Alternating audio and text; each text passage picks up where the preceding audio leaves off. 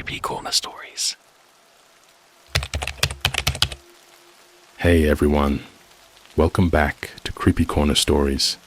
You know, diving into the dark web is always risky, but sharing these stories with you makes it worth it. I'm curious, where are you watching this from right now? Let me know in the comments below. I've noticed that these kinds of stories hit differently depending on where you are. It might even make the experience a little creepier. So, tell me, are you watching from the safety of your home or somewhere less secure? I was invited to an elite Hollywood afterparty. The only rule was, do not remove the mask. Alright, before I even start this, let me just say, I know how this sounds. I wouldn't believe me either. Hell, I still don't fully believe what happened, and I was there. But if you stick around, I promise I'll tell you everything. This all started about 6 months ago. At the time, I had just moved to Los Angeles for work.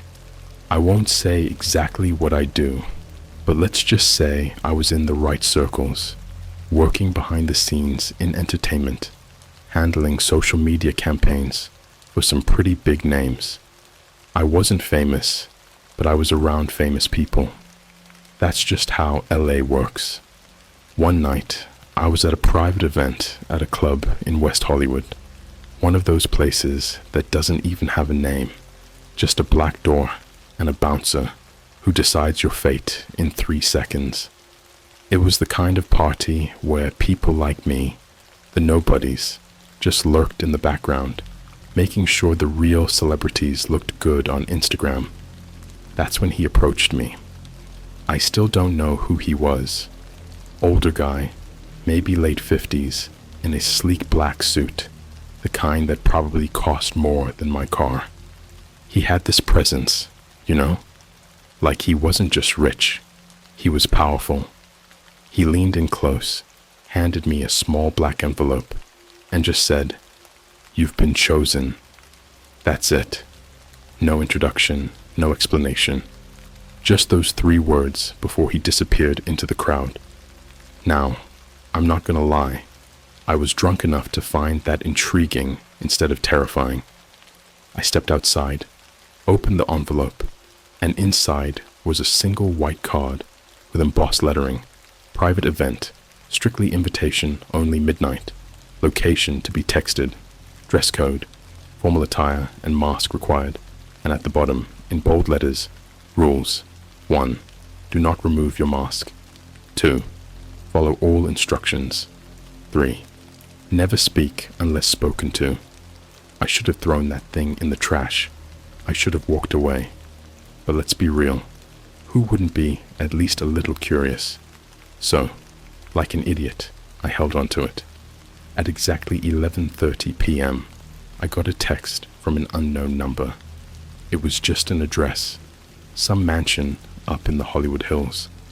I knew better than to go alone, so I texted my friend Mark. He was the kind of guy who knew everyone and had a weird fascination with secret society conspiracies. Me. Yo, you ever heard of a private party where they make you wear masks? Mark. LMOO, you mean like eyes wide shut. Where's the party? Me. Send location. Mark. Bro, that's like real rich people territory. You better not get sacrificed, LMFOO. I laughed it off, but something about his response unsettled me. At 11:50 p.m., a black SUV pulled up to my apartment. No driver name, no Uber notification, just waiting. I hesitated, but my phone buzzed again. Your ride is here. That was the first moment I really felt off about the whole thing. I should have bailed, but at that point, it was like I had already crossed some invisible line, like I had already agreed to something, even though I never actually said yes. So I got in. The driver never spoke. He was dressed in a plain black suit, eyes forward the entire time. The whole drive was silent, except for the soft hum of the tires against the road.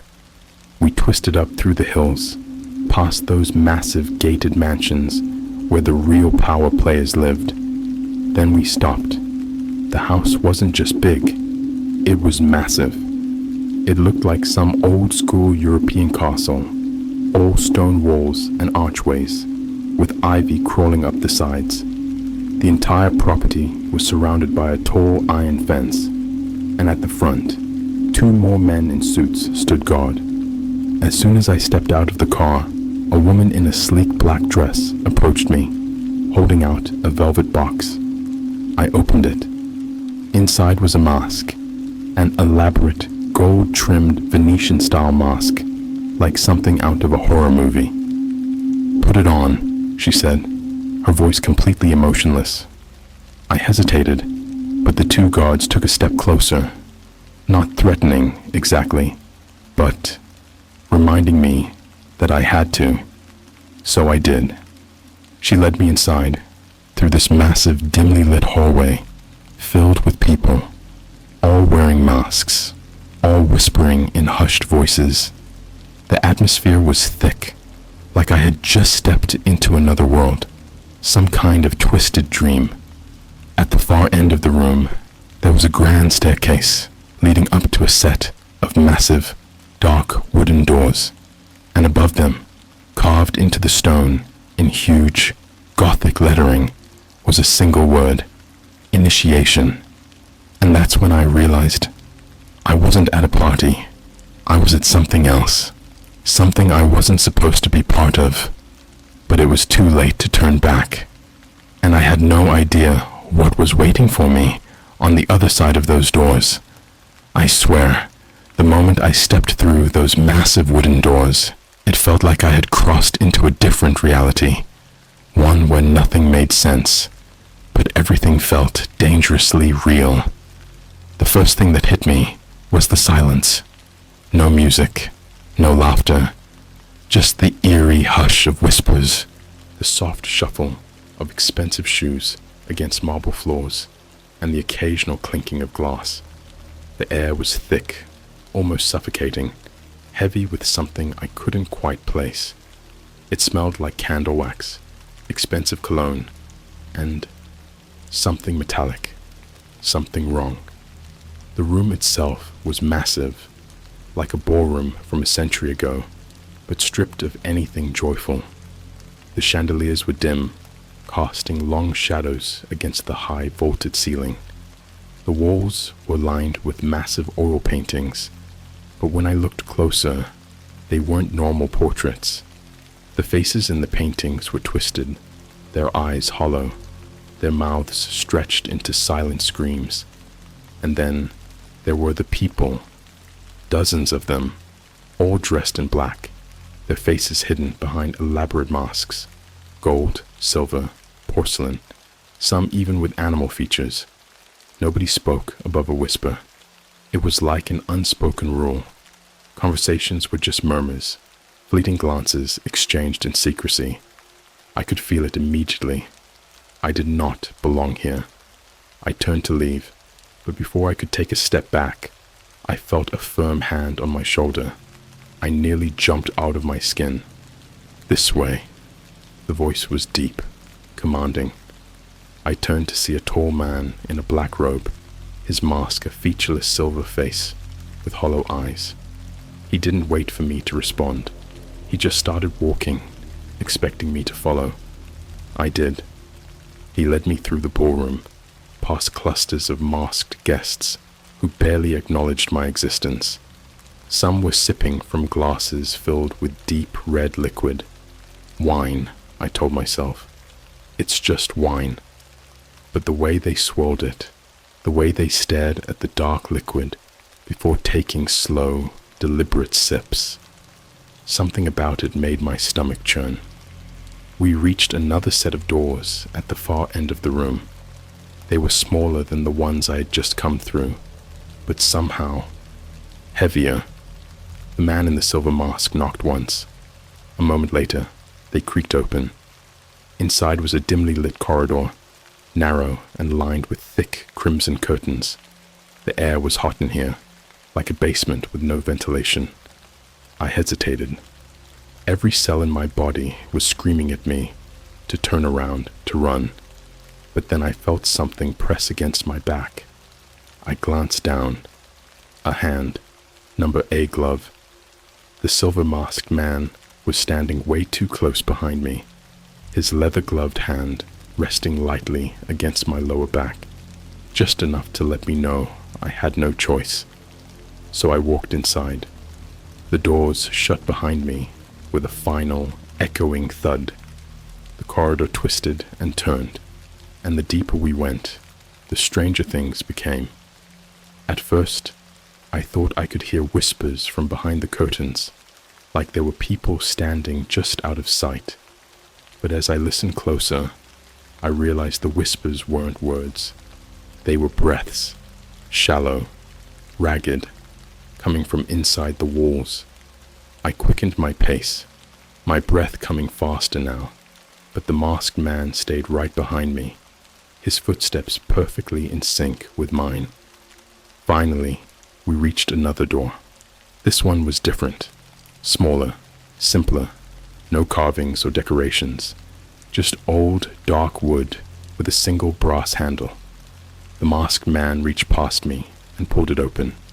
Inside was a theater, not like a massive auditorium, but a private screening room, maybe 20 seats, all arranged in a semicircle around a small stage.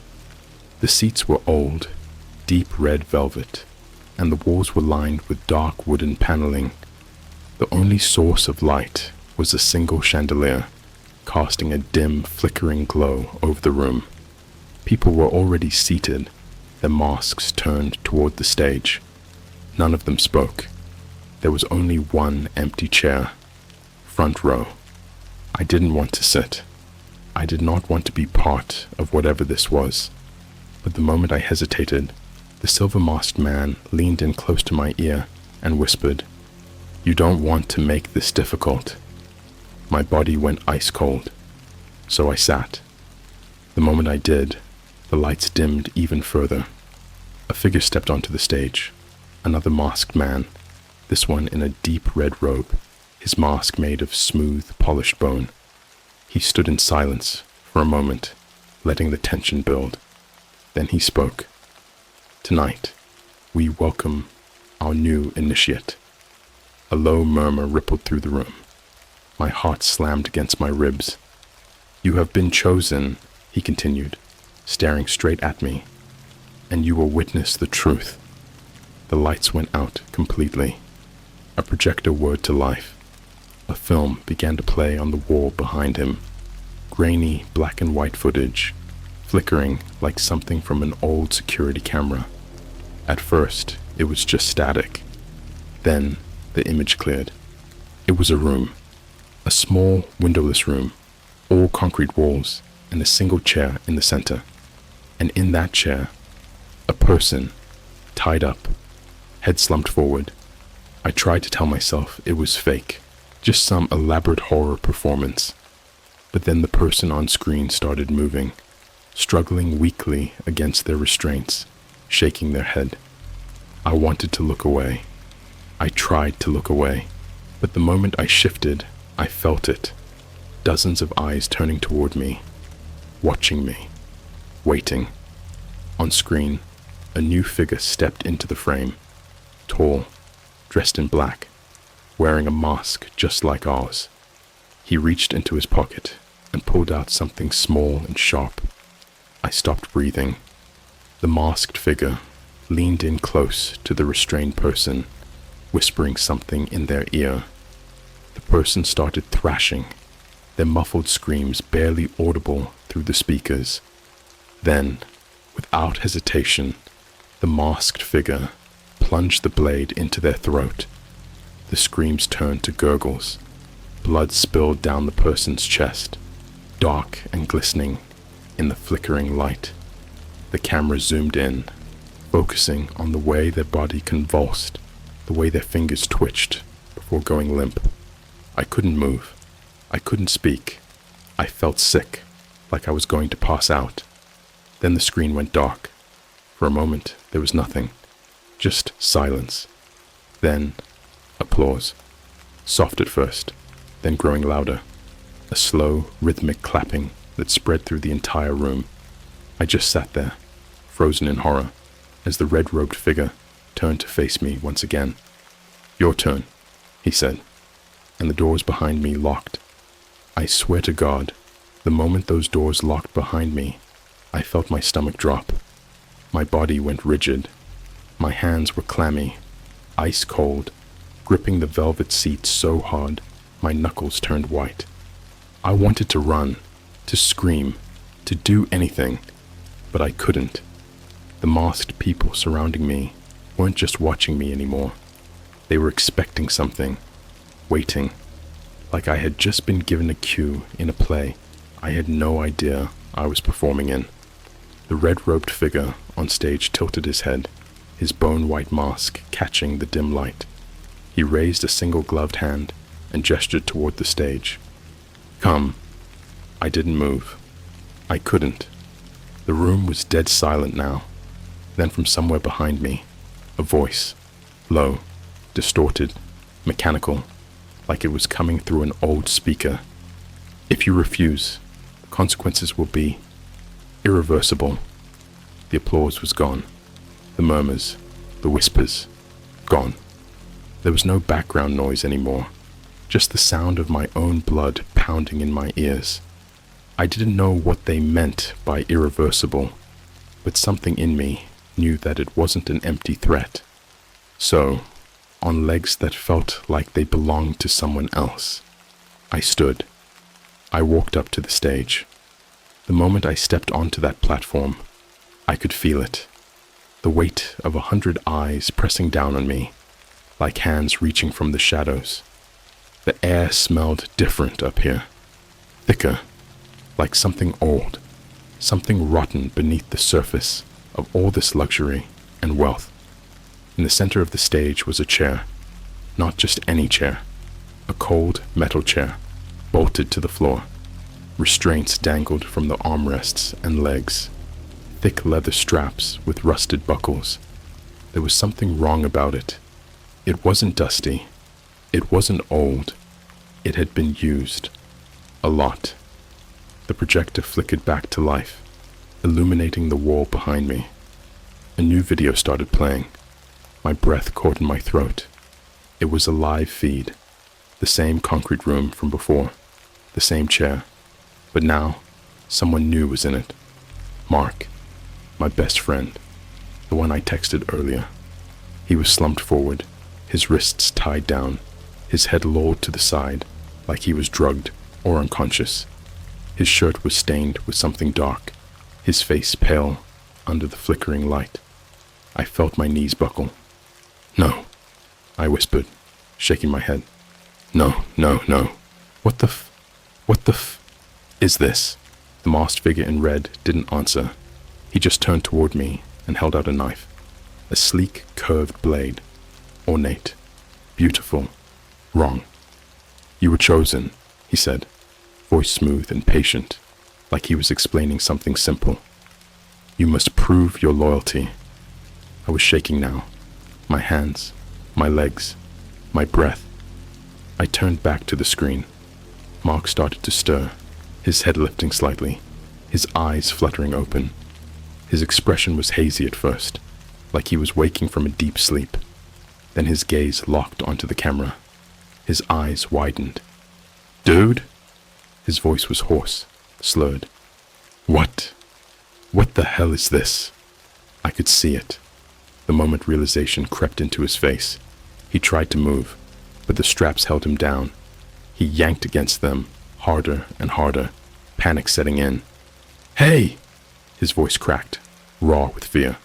"What the fuck is going on?" The masked man stepped closer. The knife glinted. "Prove your loyalty." I swallowed. My stomach twisted itself into 1,000 knots. I turned back to Mark. "Please," I whispered. "Please tell me this is a joke." He was sobbing now. "Bro, please, you gotta get me out of here." I looked at the knife. My hands were sweating, trembling, Every cell in my body was screaming at me to do something, to stop this. But before I could react, the video feed changed. It cut to a different angle, one that showed me, standing on stage, holding the knife.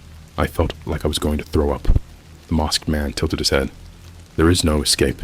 If you refuse, he will suffer a far worse fate. The screen split in half. On one side, Mark, crying, struggling, pleading. On the other, a countdown. 0, 0, 59, 0, 0, 58, 0, 0, 57. Holy folks. They were forcing me to make a choice. If I didn't do it by the time the timer hit 0, they were going to do something worse. I turned to Mark, my whole body shaking violently. I'm so sorry, I choked. Bro, don't do this. Please. 0, 0, 30. I squeezed my eyes shut, my grip on the knife tightening. I could feel my pulse pounding in my skull. I couldn't do this. I turned to the masked man, shaking my head violently. No, I shouted. I can't do it. The moment those words left my mouth, the masked man sighed, like he was disappointed. Then, with an eerily casual wave of his hand, he motioned toward the screen.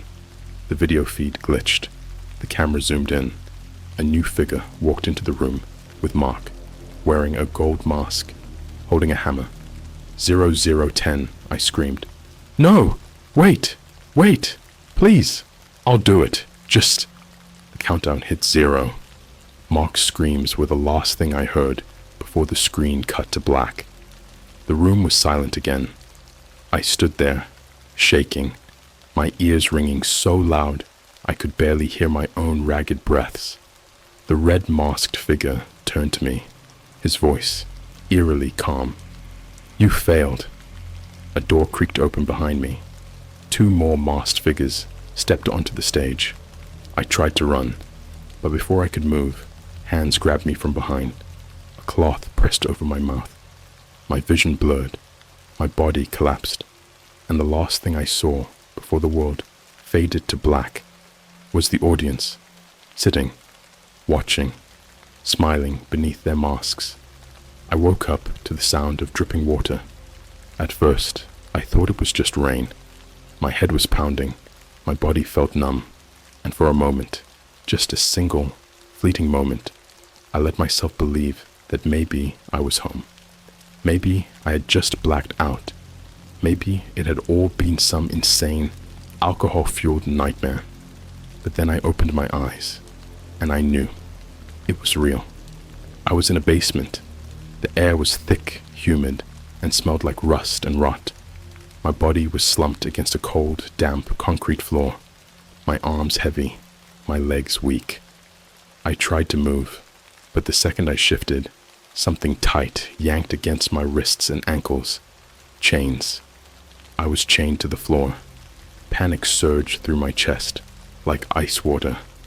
I thrashed, yanking at the restraints, but they were bolted into the ground.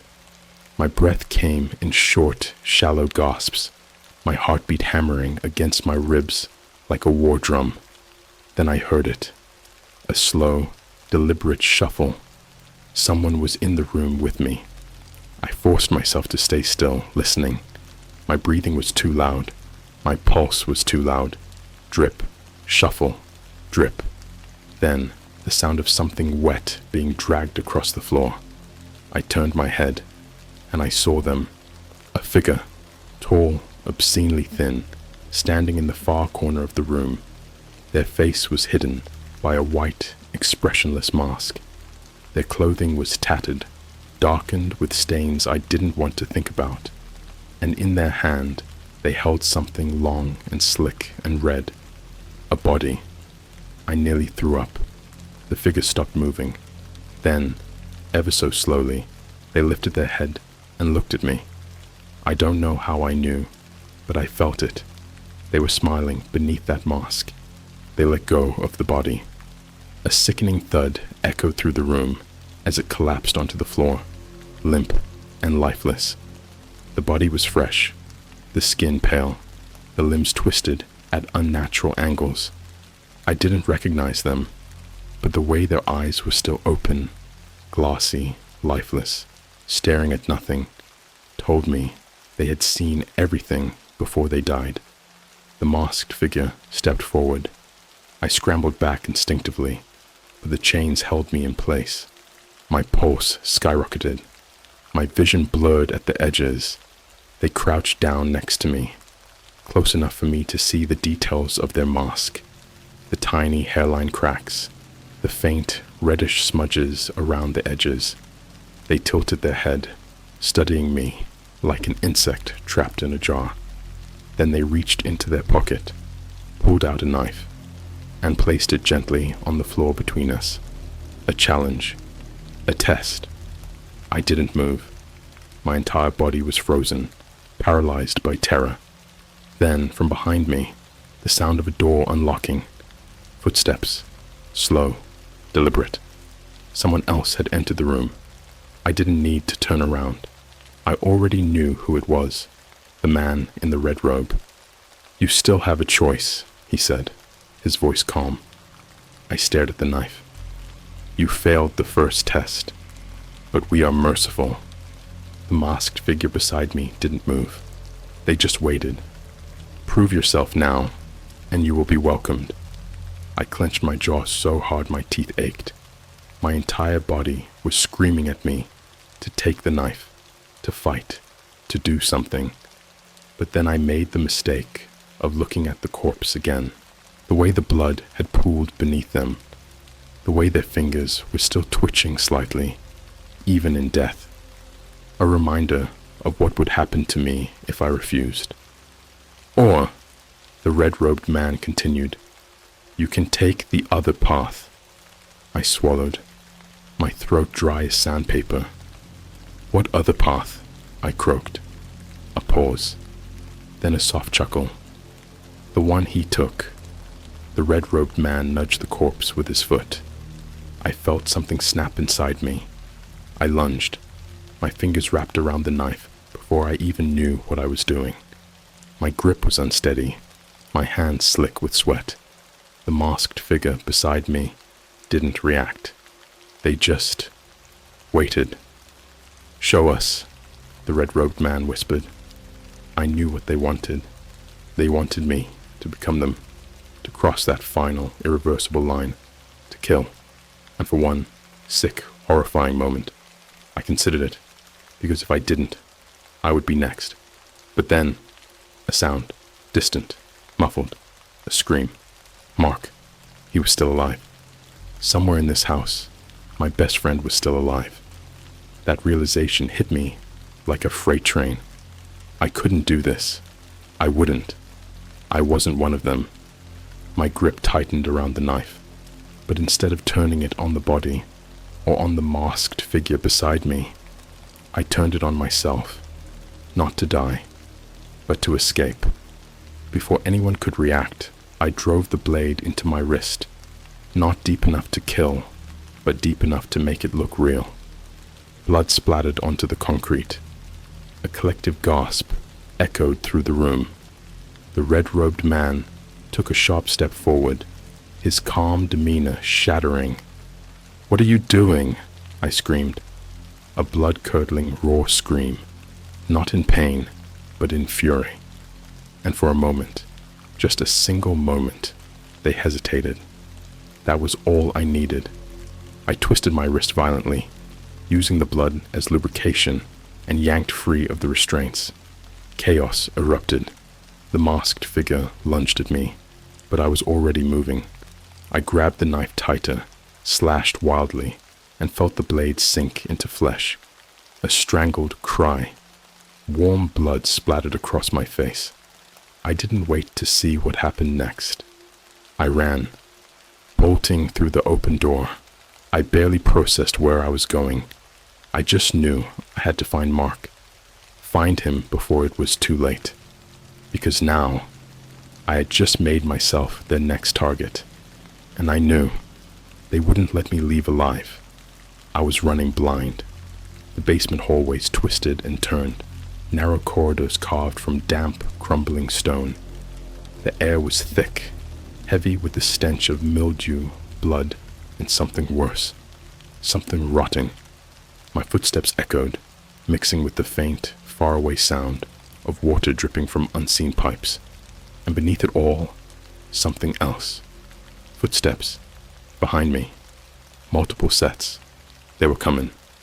I clutched the bloodied knife in my shaking hand, my breath ragged, my pulse hammering in my ears. I had no idea where I was going. There were no signs, no windows, no exit. But I knew one thing. Mark was here. Somewhere in this labyrinth of horror, he was still alive.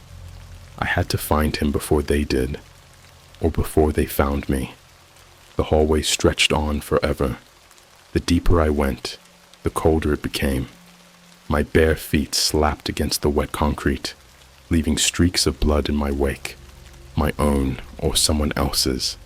I couldn't tell anymore. My mind was splitting, reality blurring at the edges. Was this real? Was I still me? A rusted metal door loomed at the end of the corridor. I didn't hesitate. I grabbed the handle and yanked. Locked. I gritted my teeth, my entire body shaking. No. I didn't come this far just to hit a dead end. I took a step back, then slammed my shoulder into the door with everything I had. The wood groaned. Again. A sickening crack. The door burst open, and I stumbled inside. And that's when I saw it. The wall. It was covered in faces, hundreds of them, framed behind glass, like some nightmarish trophy display. But they weren't pictures. They were real. Human faces, carefully removed, preserved like artifacts, stitched, pinned, labeled. Some were fresh, still glistening. Others were old, dried out and cracked. Their eyes were gone. Just empty, gaping holes staring into nothing. I gagged. I turned away, swallowing the bile rising in my throat. My entire body felt like it was shutting down, but I forced myself to move. There, at the far end of the room, a metal cage, and inside, Mark. He was barely conscious, slumped against the bars, his wrists and ankles bound with thick leather straps. His face was swollen, one eye completely shut, blood smeared across his temple. But he was alive. Mark! I rushed forward, gripping the bars. He stirred, blinking blearily up at me. It took a second for recognition to set in. Dude? His voice was hoarse, barely a whisper. No. You shouldn't be here. You have to go. You have to. I yanked at the door. Locked. Of course. I'm getting you out. My voice was shaking, but I meant it. I looked around, my eyes darting across the room. There had to be a key, a lever, something. Then I saw it. A table, surgical instruments, saw blades, scalpels, and a single rusted key. I grabbed it, my fingers slick with sweat and blood. My heart was slamming so hard I thought it might burst out of my chest. I shoved the key into the lock and turned. Click. The cage door swung open. I grabbed Mark and pulled him to his feet. He gasped, nearly collapsing, but I held onto him. Can you walk? He nodded, barely. We had seconds. I slung his arm over my shoulder, half carrying him as we staggered toward the open door. And that's when I heard it. A slow, deliberate clap, coming from the hallway. We froze. A shadow stretched across the floor, long and distorted by the dim, flickering light. Then, a figure stepped into the room. The man in the red robe.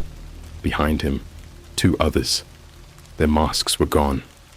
I wish I could tell you what I saw, but I can't. I can't describe their faces, because my mind won't let me remember. Like my brain knows I'd go insane if I did. All I know is that when I looked at them, I felt something break inside me. A deep, primal part of me that had never known true terror until that moment. You disappoint us, the red-robed man said, his voice calm. Too calm. Mark was trembling beside me. We had to move. I lunged. The knife sank into his chest, but the red-robed man didn't flinch. His hand shot out, gripping my wrist with an inhuman strength. I screamed as he twisted, bones grinding, until I felt something snap. The knife clattered to the floor. I collapsed, white-hot pain shooting up my arm. My vision blurred. Mark tried to move, tried to fight, but one of the others grabbed him, yanking him backward. "No!" I roared, struggling to get up. The red-robed man knelt beside me. "You could have been one of us." His gloved hand reached toward my face and ripped my mask off. I don't remember what happened next. I remember screaming. I remember flashes of light, bodies moving, Mark's voice, far away, distorted, begging, pleading, crying. Then, darkness. I woke up on a sidewalk. Dawn was breaking. The sky was painted in soft hues of pink and gold. Birds chirped in the distance. The air was warm, peaceful, like nothing had ever happened, but my hands were still covered in blood. I scrambled to my feet, gasping, spinning around. I was in downtown LA, standing outside a Starbucks.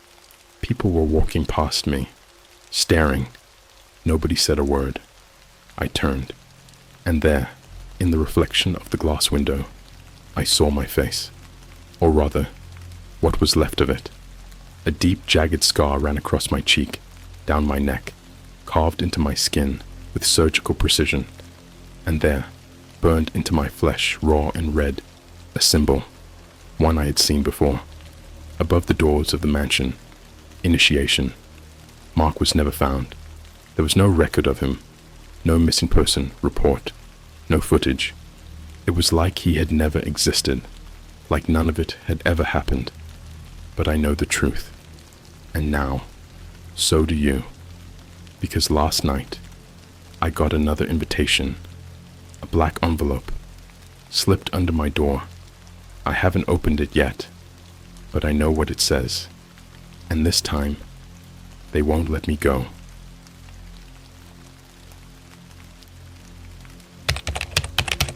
I was offered a $100,000 job on the dark web. The only instruction was, follow the driver and stay quiet. I don't know how to start this in a way that won't make me sound insane. Maybe that's because, after what happened, I don't think I'm sane anymore. There are moments in life that change you, not in some philosophical, coming-of-age way. I'm talking about the kind of change that shatters something inside you, the kind of change that turns your blood cold when you think about it, that wakes you up in the middle of the night sweating because you swear to God you still hear the sounds. I wish I never opened that email. I wish I never got in that car. I wish I never saw what I saw. But wishes don't mean shit when reality has already chewed you up and spat you out. It started with desperation. I was 24, no job, no savings.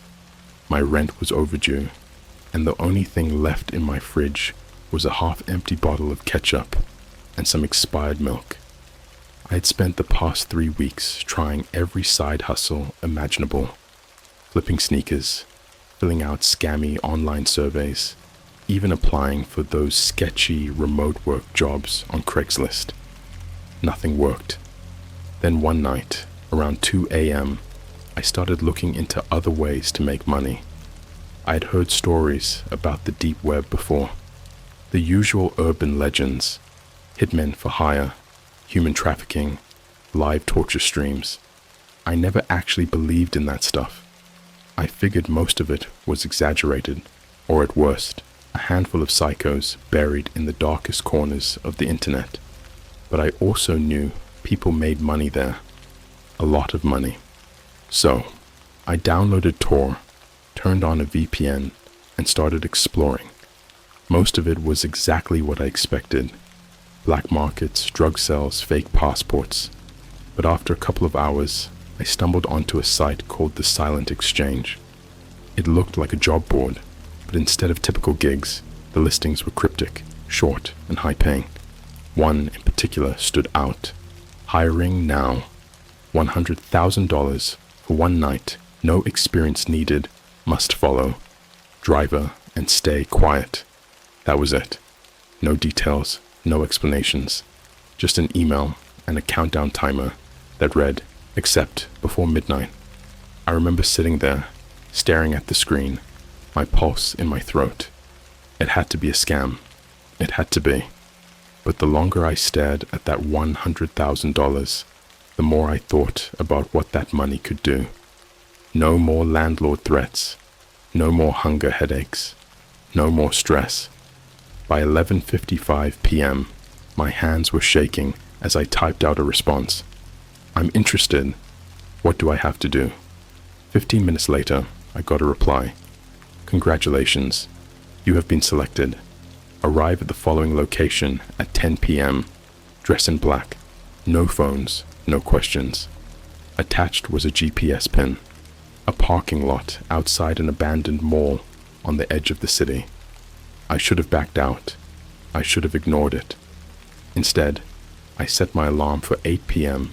and went to sleep with my stomach twisting in knots.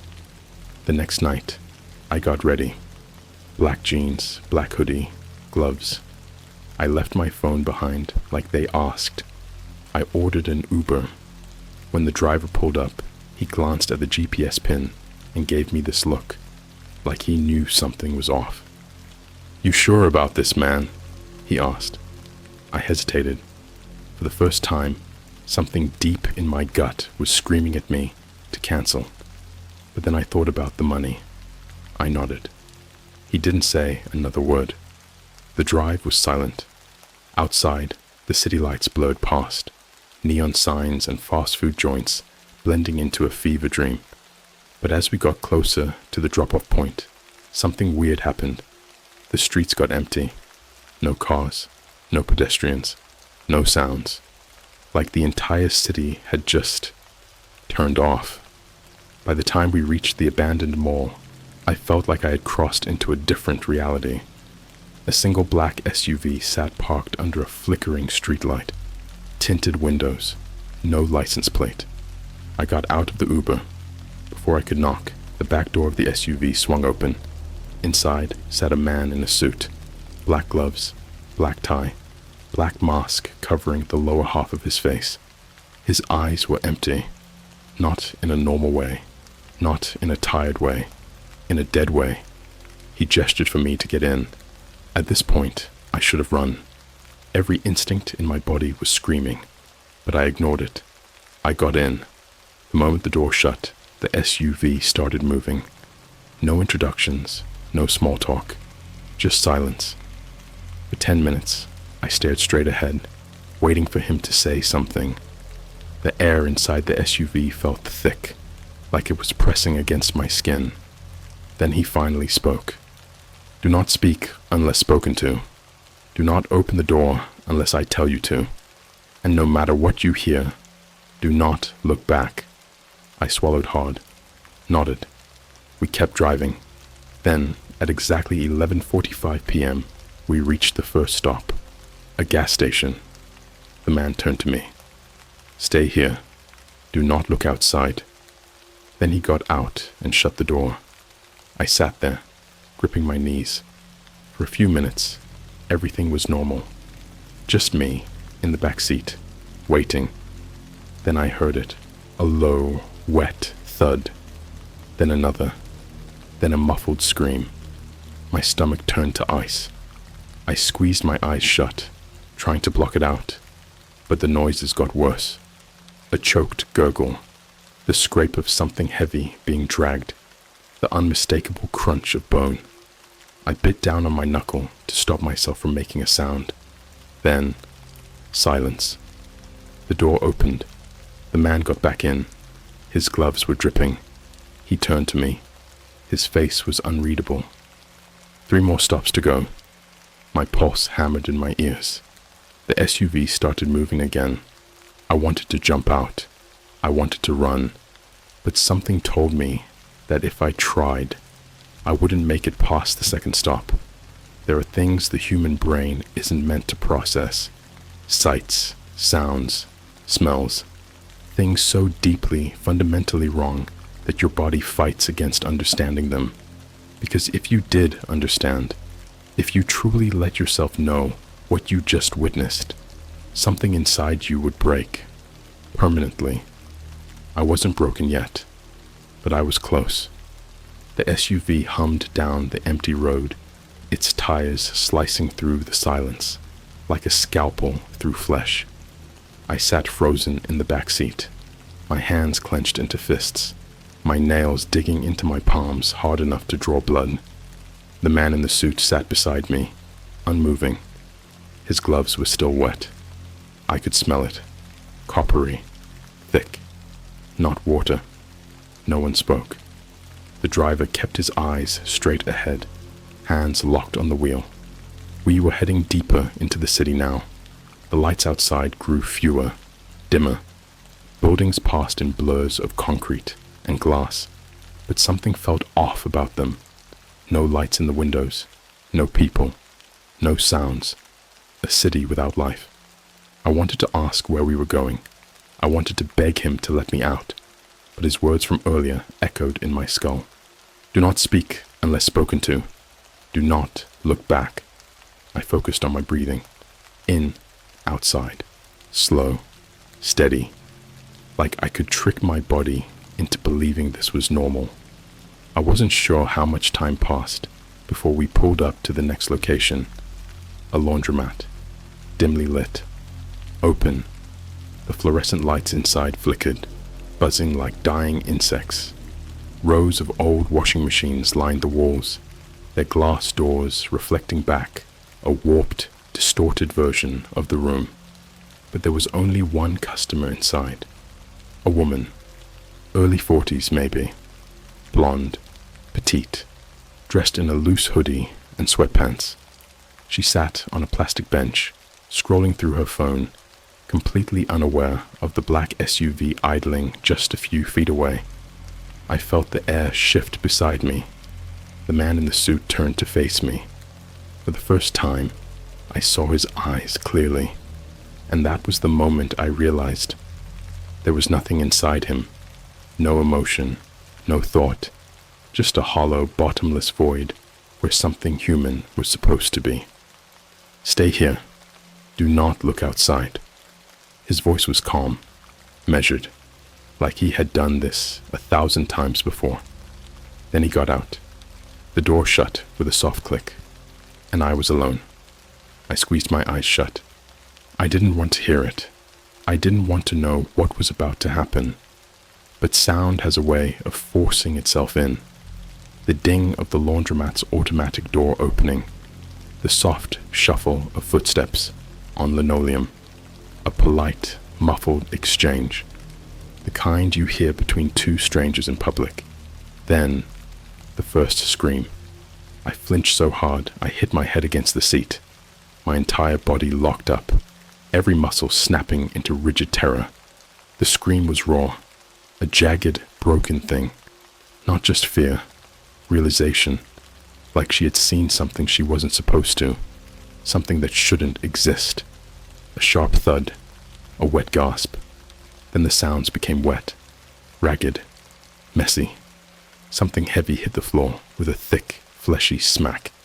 I pressed my forehead against my knees, biting down on my knuckle so hard I tasted iron. Something slid, like a sack of meat being dragged across tile. And then, silence. I sat there, shaking so hard my teeth chattered, my entire body drenched in cold sweat. Then, after what felt like forever, the door opened again. The man slid back in. He adjusted his gloves, smoothing out the wrinkles. His breathing was steady, even, like he had just taken out the trash. He turned his head slightly, as if checking to see if I had looked. I hadn't. I followed the rules. The SUV started moving again. My eyes stayed locked on my lap. I refused to look at his gloves, because I already knew. The blood wasn't wet anymore. It had started to dry. The third stop, I didn't speak. I didn't breathe too loudly. I just sat there, trapped inside my own skull, listening to the rubbery squeak of his gloves as he adjusted his cuffs. Outside, the world passed by in warped, feverish colors. The neon signs of liquor stores and fast food joints stretched into eerie, melting specters of light. Then, without warning, the SUV stopped. I lifted my head, my pulse hammering against my ribs. We were in front of a house, not an apartment, not a business. A house, a single-story home, with a peeling white door and an overgrown lawn. A tricycle sat abandoned in the driveway, tipped on its side. The front porch light flickered. My stomach twisted into a knot so tight I thought I might throw up. Someone lived here.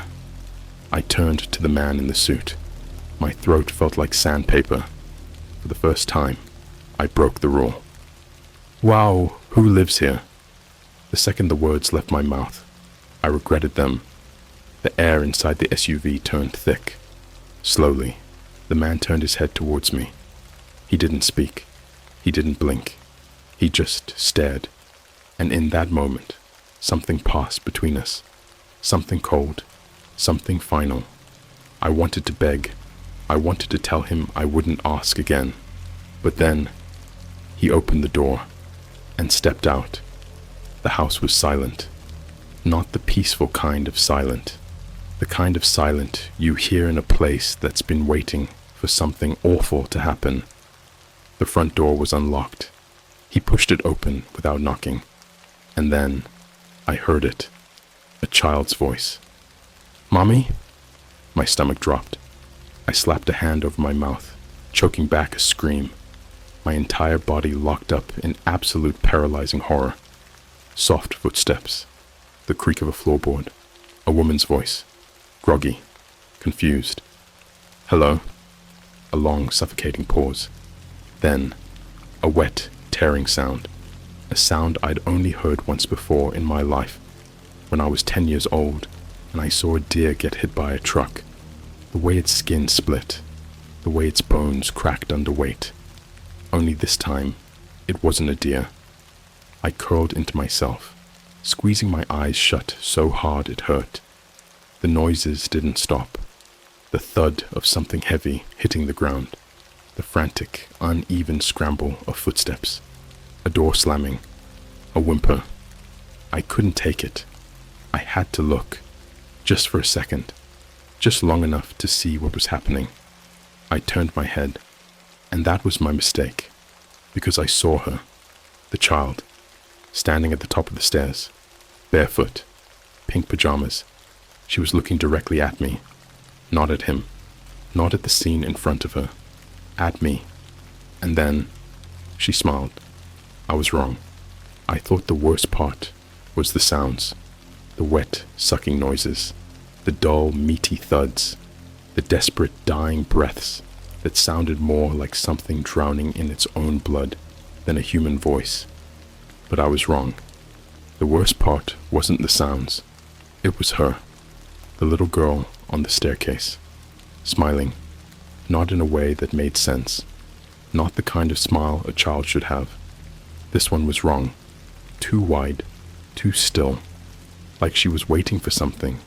Like she already knew something I didn't. My entire body locked up. My throat felt like it had been stuffed with cotton. I couldn't move. I couldn't blink. Then, from the depths of the house, I heard it. A gurgling, half-choked scream. Something wet hit the floor. Heavy. Messy. The sound of a body giving up. The little girl didn't flinch. She just stood there, staring at me, the same way you'd stare at an animal in a cage. Then, in the softest voice I've ever heard, she said, "He's going to take you next." My blood turned to ice. My mouth went dry. And then, the man in the suit stepped back into the doorway. His gloves were soaked, drenched, red, dripping onto the floor in slow, deliberate splatters. He adjusted his cuffs, took a step forward, then stopped. I realized why a second later. The little girl was still standing there, right in front of him, blocking the doorway. She didn't look up at him. She didn't move. She just stayed completely still, head tilted slightly, eyes wide, lips curved into that awful, awful smile. And for the first time since this nightmare began, I saw the man hesitate. He didn't say anything, didn't move.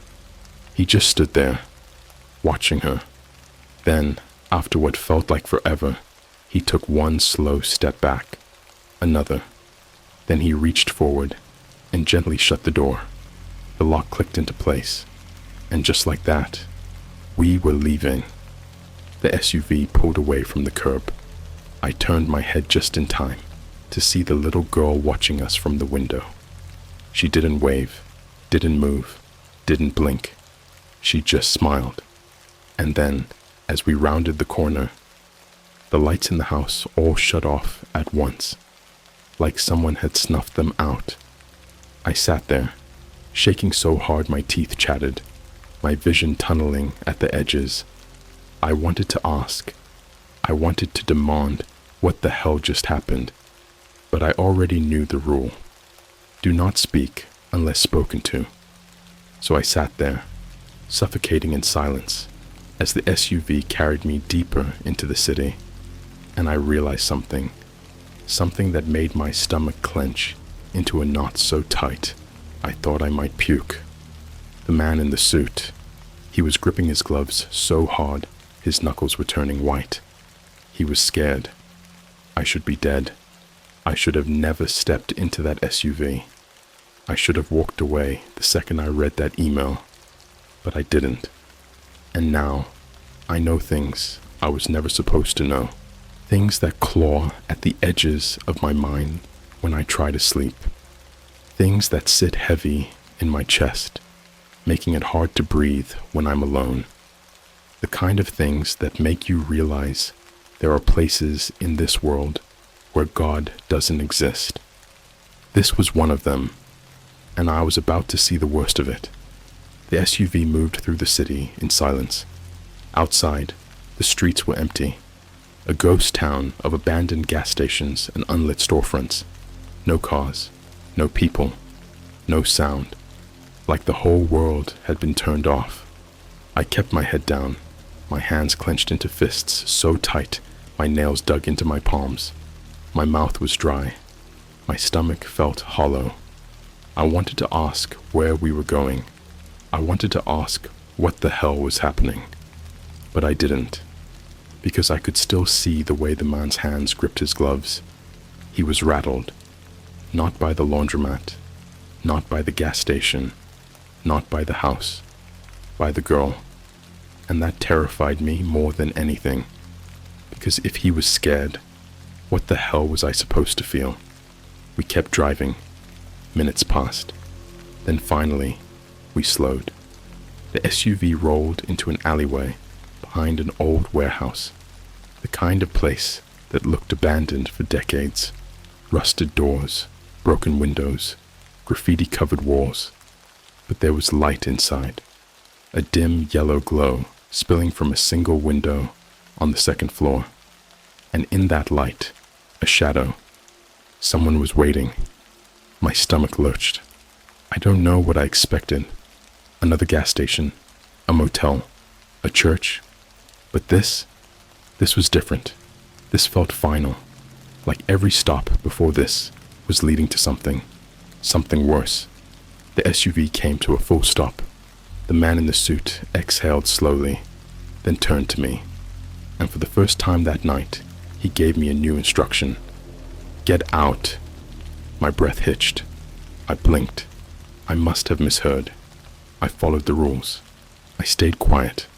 I never looked back. So why was I getting out? I swallowed. My tongue felt like sandpaper.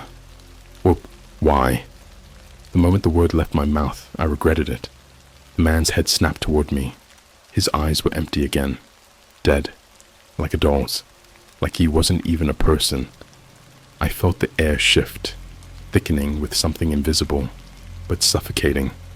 A warning, but it didn't matter anymore, because before I could do anything, the driver's side door opened, and a new voice spoke. "Because it's time." I turned. The driver. I had forgotten about him. He had been silent the entire night, his face barely visible in the dim glow of the dashboard lights. But now, I saw him clearly, and I wish to God I hadn't. His face was wrong, not in an ugly way, not in a disfigured way. It was wrong in the way that something pretending to be human is wrong. Skin too smooth, too tight, lips too thin, too stretched, eyes too deep, too black, like a mask stretched over something else, something that didn't belong here. His mouth curled into a grin, not a smile. A grin, something that showed too many teeth, something that felt like a reflex, not an expression. "Get out," he said again. "It's time." I didn't move. I couldn't. I was frozen in my seat, every nerve in my body screaming at me to stay inside the car, to stay in the rules. I turned back to the man in the suit, desperate for something, anything, that told me this was a mistake. But he wasn't looking at me anymore. He was looking down at his hands, at his gloves, and slowly, deliberately, he began to pull them off. The air changed. A shift so sudden and violent, I felt it in my bones. The first glove came off, pale skin underneath. The second glove came off, paler still. Then his sleeves rolled up, further, further, and that's when I saw it, the truth. His hands weren't hands, not human at least. The skin was stretched too thin, the fingers too long, too sharp, and the color, Jesus Christ, the color. A sickly, translucent white, like something that had never seen sunlight, like something that had never belonged to this world. I gasped, and for the first time, I saw a flicker of something in his expression, something cold, something inevitable, like he had been waiting for me to see. I lunged for the door handle. It wouldn't budge. I yanked harder, my heartbeat slamming against my ribs like a drum. Locked. The driver chuckled. Deep, wet, wrong. His grin stretched wider, splitting his face open like a crack in porcelain. "It's time." The man in the suit exhaled, long and slow. Then, in a voice that barely sounded human anymore, he said, "Get out." I didn't want to move. I wanted to press myself deeper into the seat, curl into a ball, disappear into the dark, and pretend none of this was happening. But the man in the suit, the man whose hands were not hands, was still staring at me. And the driver, the thing wearing the driver's face, was still grinning, mouth too wide, too full of teeth. And the door beside me was already opening on its own. With a soft, whispery click, the lock slid back. Cold air rushed in, carrying the stench of something rotting. I could hear it before I saw it. A low, wet sound, like meat being pulled apart, like something chewing. The driver's voice slithered through the dark. "Get out!" I shook my head, tried to speak, but nothing came out. My throat had closed, like my body was trying to protect me from whatever horror was waiting on the other side of that door. But the man in the suit, if he was even a man at all, just sighed, like he was disappointed, like he had seen this before. And then he moved. He reached forward, placed one of his long, unnatural hands on my shoulder, and squeezed.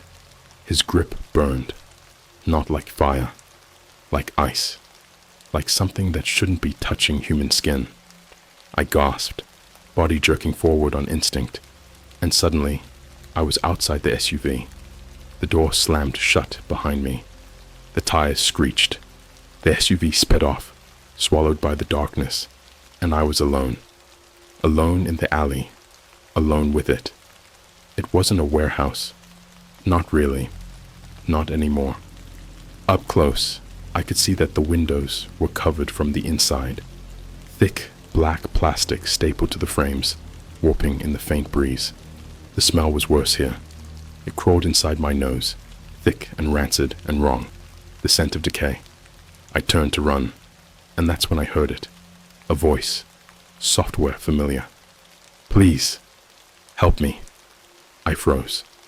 It came from inside the warehouse. A woman's voice, weak, in pain. My stomach turned. My brain screamed at me to leave, to turn around and run until my legs gave out, but my feet were already moving. I stepped forward, reaching for the rusted handle of the warehouse door. It was unlocked. The moment my fingers brushed the metal, the door swung inward on its own, and I saw hell. I didn't know where to look first. The walls, covered in plastic sheets, blood-streaked, pulled taut, as if hiding something beneath, something moving. The ceiling, chains, hooks, ropes, some of them still swinging, and the floor. Jesus Christ, the floor. At first, I thought it was just meat, piles of meat, stacked like garbage bags in the corners. But then, my eyes adjusted to the dark, and I realized they weren't bags. They were people, or at least they had been. Limbs, torsos, heads, separated, rearranged, some stitched together, some taken apart. A mound of arms in one pile, a mound of legs in another, and in the center of the room, a table, a long metal table, covered in straps, and on it, a woman, still alive, still breathing, but her arms were gone, her legs were gone, just bandaged stumps where they used to be. I choked back a scream. Her head turned toward me, eyes wide, mouth trembling. She tried to speak, but all that came out was a wet gurgle, and that's when I saw the tube, a long clear tube shoved down her throat, connected to a rusted machine in the corner. The machine twitched, and suddenly, the tube moved. I heard suction, a slow, deliberate pull. Her body convulsed, her skin sank in, and I realized it was draining her. Not just blood, not just air. It was pulling something out of her, something invisible, something alive. I stumbled backward, my breath coming in ragged, frantic gasps. This wasn't just murder. This wasn't just torture. This was something else, something I wasn't supposed to see. I turned to run, and that's when it noticed me. It was in the corner, hunched over the remains of something that used to be human. I couldn't see its face, just its back, long twisted vertebrae pushing against paper-thin skin, arms too long, folded in on themselves like an insect, flesh stitched together from different bodies, different colors, different textures. Its breathing was slow, wet, labored, like it was feeding. I tried to step backward. My shoe scuffed against the concrete. The sound echoed. It stopped breathing. And then it turned. I don't remember what happened next. I remember the eyes first. Not human, not animal. Something ancient, something that had been waiting. Its mouth opened, a gaping black void, too large, too hungry. The last thing I remember, it moved. And then, darkness. I woke up in my apartment. No memory of how I got there. No texts, no emails, no proof that any of it happened. But when I went to the bathroom, when I turned on the sink, the water ran red. And in the mirror, I saw something behind me. A shadow. Not moving, not breathing, just waiting.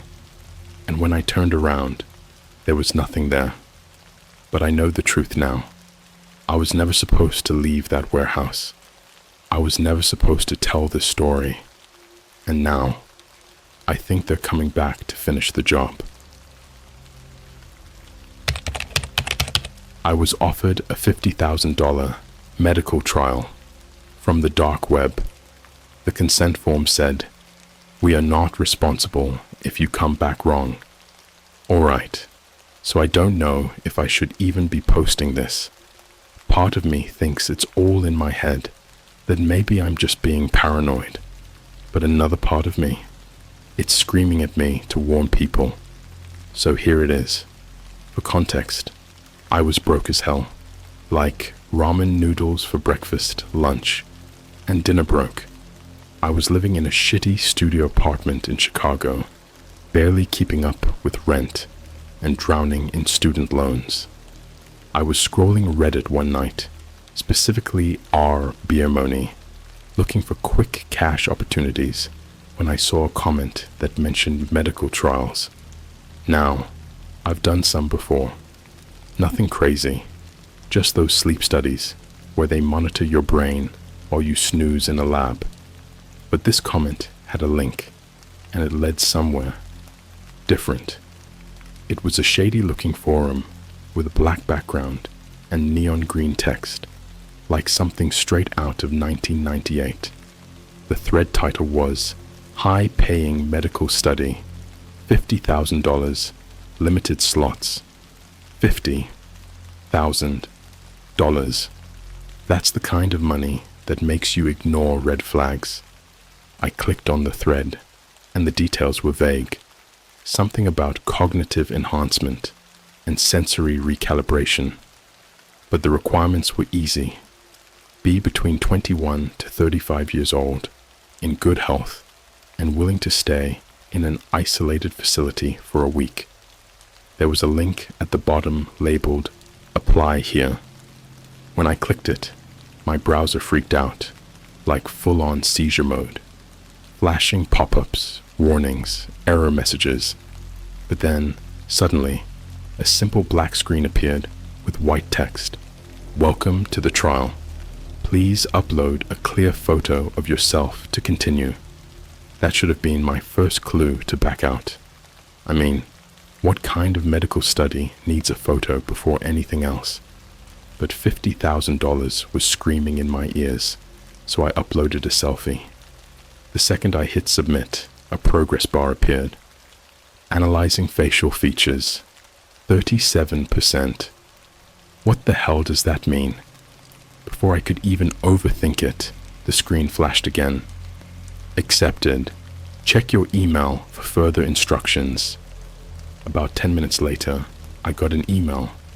It didn't come from a university or medical institution, just some random encrypted address, but it had an official-looking contract attached. I skimmed through it. The usual legal jargon, plus a few weird things. Participants must not disclose details of the trial to outside parties. Participants agree to full neurological and physiological modifications. We are not responsible if you come back wrong. That last one? That made my stomach twist a little. But again, $50,000. I signed. The next day, I got a text with instructions. Your Uber will arrive at 10:15 a.m. Do not bring any personal belongings. I didn't even put my address on the form. How did they know where I lived? Still, the car pulled up exactly at 10:15. It wasn't a regular Uber. No logo, no driver name on the app. Just a black SUV with tinted windows. The driver never said a word. We drove for hours, out of the city, past the suburbs. Eventually, the streets turned into empty highways, and then, nothing. Just trees. I checked my phone. No signal. That's when I started regretting everything. Finally, we pulled up to this massive, windowless building. It looked like a repurposed warehouse, but the inside, spotless white walls, LED panels, that weird sterile hospital smell. A woman in a white lab coat greeted me. She was smiling, but something about her face felt off, too symmetrical, almost uncanny valley levels of perfect. Welcome, she said. You must be Oliver. I never told them my name. Yeah, I mumbled. Follow me, she said, turning sharply. I noticed something else. Weird. She never blinked. She led me into a small room with a single metal chair and a glass wall. On the other side was a doctor in a suit. Not scrubs, a suit. He had a clipboard and a dead stare. "Mr. Thompson," he said, his voice completely flat. "Before we proceed, do you have any medical conditions?" "No," I said. "Good." He scribbled something down. "You have signed the contract, so you understand the risks." I hesitated. What exactly are the risks? He looked up. For the first time, I felt something behind his eyes. Amusement? Pity? "We cannot disclose that."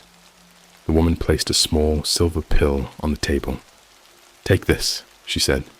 "It will help prepare your body for the procedure." I stared at it. "We are not responsible if you come back wrong." "Can I, ask what it is?" "No." The doctor tapped his pen impatiently. "If you are unwilling to proceed, we can terminate your participation." I was about to back out.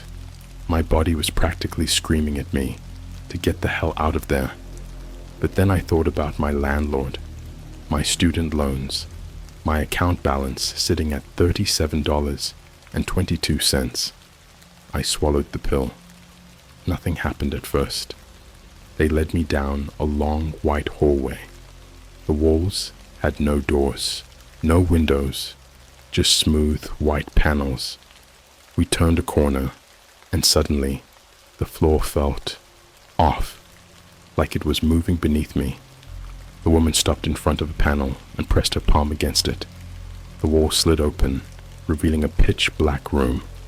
I felt my breath hitch. "We will begin shortly," she said.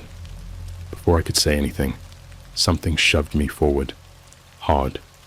I stumbled into the darkness. The door slammed shut behind me, and then I heard the breathing. Not mine. Someone, or something, was in there with me. The moment the door slammed shut, everything disappeared into pure, suffocating blackness. I don't mean the kind of dark where your eyes just need to adjust. I mean total sensory deprivation, like the room swallowed light itself. My breathing instantly felt too loud, bouncing off unseen walls in short, panicked bursts. Then I heard it. Something else. Breathing. It wasn't normal breathing either.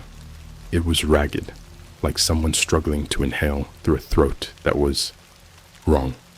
Too wet, too clogged. Each breath shuddered, gurgled, like a drowning man taking his final gasps. I froze, and then the breathing moved. I don't know how to explain it, but I could feel it shifting around me. No footsteps, no rustling clothes, just breath. It was circling me. Something was in here. Something big. I backed up slowly, my hands stretched out, trying to find a wall. My fingers met smooth, ice-cold metal. The door. I pressed against it, willing it to open, but there was no handle, no seams, just solid steel. The breathing got closer. My body locked up. I wasn't alone. I don't know what instinct kicked in, but I did the only thing I could think of. I held my breath. Silence. And then, something exhaled directly into my face. I felt it. The heat. The moisture. It smelled wrong, like rotting meat left in the sun. My stomach clenched as I swallowed back bile. I could almost taste it. And then, it spoke. Not words. No, this was something else. A choking, broken mimicry of human speech. The voice came from right in front of me, inches away from my face. To try. Again. The words sounded shattered, like something struggling to copy human sounds, without understanding what they meant. It came in jerky, glitching bursts, as if the voice itself was breaking apart. Woohoo! Are you? I lost it. I screamed and bolted. I didn't care where I was going. I just ran. My hands flailed in the darkness, desperate for a way out. My foot caught on something, a crack in the floor, a body, and I slammed into the ground. Pain exploded in my knee, but before I could even register it, something grabbed my ankle. Not a hand. Too long. Too many fingers. It was wet, cold, and it squeezed. I kicked and thrashed, but it held on, dragging me backwards, pulling me toward that thing in the dark. My fingernails scraped against the floor, but the surface was too smooth to grip. I started sobbing. I was going to die in here. Then, a blinding white light exploded into the room. I was on the floor, gasping like a fish out of water. My clothes were damp, soaked, like I had been submerged in something. My vision adjusted, and I saw the woman in the lab coat standing over me. Her face was still wrong. That uncanny valley look, like an AI-generated human that wasn't quite finished. The thing that grabbed me was gone. The room was empty. Had it been real? Or was it the pill they gave me? Some kind of hallucination. I barely had time to think before two men in black suits entered and lifted me off the floor. They didn't speak, didn't even acknowledge me as a person, just grabbed me like an object and dragged me through the hallway. I tried to ask what the hell was going on, but my throat was raw, like I had been screaming for hours. I caught glimpses of other rooms as they hauled me forward. One had a man strapped to a chair, twitching violently. His eyes were rolled back, his mouth hanging open, foam dribbling down his chin. A monitor beside him showed his heartbeat skyrocketing. Another room had a woman standing in front of a mirror. No, not a mirror. There was no reflection, just a dark void where her face should be. Then, we turned a corner, and the men shoved me into another room. This one looked normal, like a basic doctor's office. White walls, a metal table, bright fluorescent lights, and in the center of the room was a single chair, surrounded by monitors. The woman in the lab coat smiled, too wide. "Please, sit," she said. My legs weren't working right. My body was shaking uncontrollably, but I forced myself forward and collapsed into the chair. She stepped behind me and placed something cold against my skull. A machine whirred to life. On the monitors in front of me, my face appeared, but something was off. The screen was glitching, little distortions warping my eyes, my mouth, stretching my features for a fraction of a second before snapping back. Like my face was breaking, the doctor, or whatever the hell she was, leaned down to whisper in my ear, "You're almost ready." I barely had time to react before a needle pierced my neck. A cold, thick liquid surged into my veins. My vision swam. My limbs went numb. And the last thing I heard before the world faded out was that glitching, broken voice from the darkness. Try again. I woke up somewhere else. I was in a different room. Or at least, I think it was a room. The walls didn't look solid. They looked like shifting, pulsing static, like a TV stuck between channels. The floor felt too soft, like stepping on wet meat. Then I heard them, the voices. Somewhere in the distance, people were screaming. Some were begging. Some were laughing hysterically. And some were speaking in voices that weren't human. The door, or what I thought was the door, slid open, and something stepped in. Not the woman, not the men in suits. Something else. Something that shouldn't exist. It looked almost human, almost me. It smiled, and in my own glitching, broken voice, it spoke. To try again. The thing that looked like me tilted its head in that unnatural, twitchy way, like an animal trying to mimic human behavior and failing. Its mouth hung slightly open, revealing teeth that didn't belong in a human skull. Some too sharp, some too flat, some too long, jutting at odd angles like broken piano keys. And then it laughed. It sounded wrong. Not robotic, not glitchy, just off. Like it didn't understand what laughter was supposed to sound like, so it stretched the noise too long and made it too wet. I tried to move, but my body was still numb from whatever the needle had pumped into me. My limbs felt disconnected, like I wasn't inside myself anymore. I stared at the thing as it stepped closer, and then it spoke again. You are not you. The words came in jerky bursts, like a corrupted audio file. My stomach twisted into a tight, burning knot. I wanted to scream, but my throat was still raw. I could only stare as the thing inched closer. I don't know why, but my eyes locked onto its neck. And that's when I saw it. Beneath its thin, pale skin, something was moving. Not veins, not muscle. Shapes, shifting, squirming, like fingers pressing from the inside.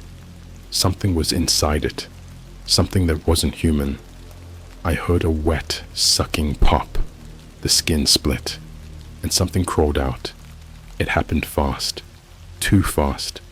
The thing that looked like me lurched forward, its hands, too long, too many knuckles, fingers that bent the wrong way, wrapped around my throat. It was strong, so unbelievably strong. I felt the bones in my neck creak. My head tilted back as I gasped for air, my vision swimming. And then, a deafening siren ripped through the room. Everything stopped. The creature's hands released me instantly. Its body snapped upright, its head twitching toward the ceiling, like a broken puppet being yanked by invisible strings. Its mouth hung too wide open, and a low, garbled noise came from its throat, somewhere between a dial-up modem connecting and a person choking on their own blood. Then, the walls started moving. No, not the walls. The static.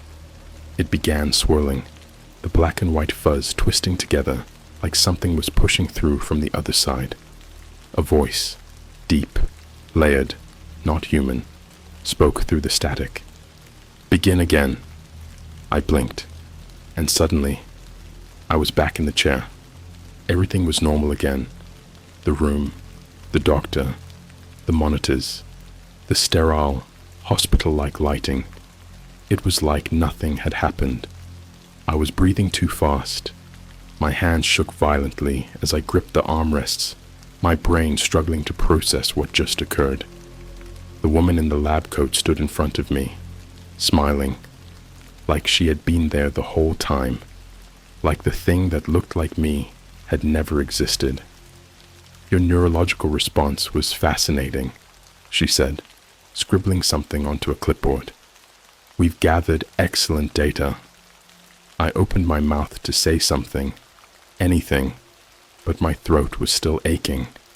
The doctor in the suit entered, his dead eyes scanning me up and down. No fractures, he said. He's stable. Good. The woman's smile widened. You're adapting quickly. Adapting. Before I could process it, the door opened again, and the men in black suits walked in. I panicked. No, wait. Too late. They grabbed me, again, and dragged me out. The halls were different now. No more sterile white walls.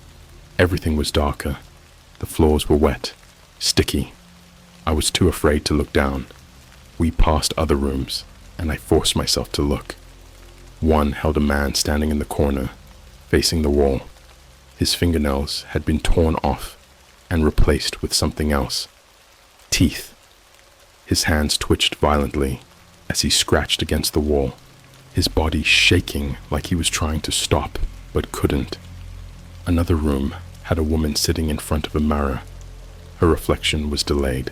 She'd tilt her head, and her reflection would lag, staring straight ahead for a full second before copying her movements.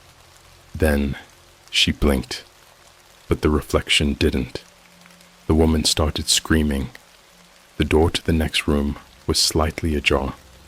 I caught a glimpse of something inside.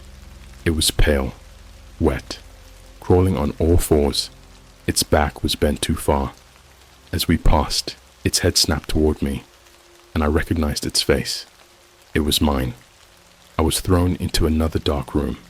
The walls were lined with mirrors, or at least I thought they were mirrors, until I saw them move on their own.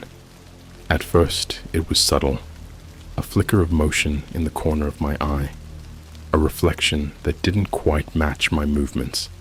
Then, the reflection stepped forward. I stayed still. They didn't. My breath hitched as they all grinned at once, teeth too sharp, eyes too empty. Then, one by one, they opened their mouths, and in a chorus of warped, glitched voices, they whispered in perfect unison, "You are not. You." The lights cut out. A sound, a wet, crawling noise, rose around me. Something touched my back. I screamed, and then the mirrors shattered. I woke up somewhere else, not in the facility, not in a hospital. I was on the street, back in Chicago. The sun was rising. My clothes were clean. My skin was unmarked, like nothing had ever happened. My phone buzzed. One new message. I picked it up with shaking hands. $50,000 has been deposited into your account. Thank you for your participation. I nearly threw up. I stumbled to the nearest Starbucks, desperate to be around people. The barista greeted me. "Welcome. What can I get started for you?" I opened my mouth to respond, and then I saw the mirror behind the counter, saw my own reflection. It wasn't delayed, it wasn't distorted, but it was smiling, and I wasn't. I stood there, frozen, staring at my reflection. It wasn't me, not entirely. It was subtle, but once I noticed it, I couldn't unsee it. The way my reflection's eyes lingered on me, just a second too long after I moved. The way its lips twitched up, an almost imperceptible smirk, like it knew something I didn't. I blinked. It didn't. For half a second, my reflection held my stare, eyes wide open, unmoving. Then finally, it copied me. A delayed blink. Too late. Too wrong. The barista said something, but I didn't hear it. My head was ringing. My stomach was twisting. I turned away from the mirror, my hands shaking. I need a coffee," I stammered. My voice felt off in my throat, like the words weren't entirely mine. "Sure," she said, tapping at the register. "What's your name?" My brain froze. What's my name? What's my name?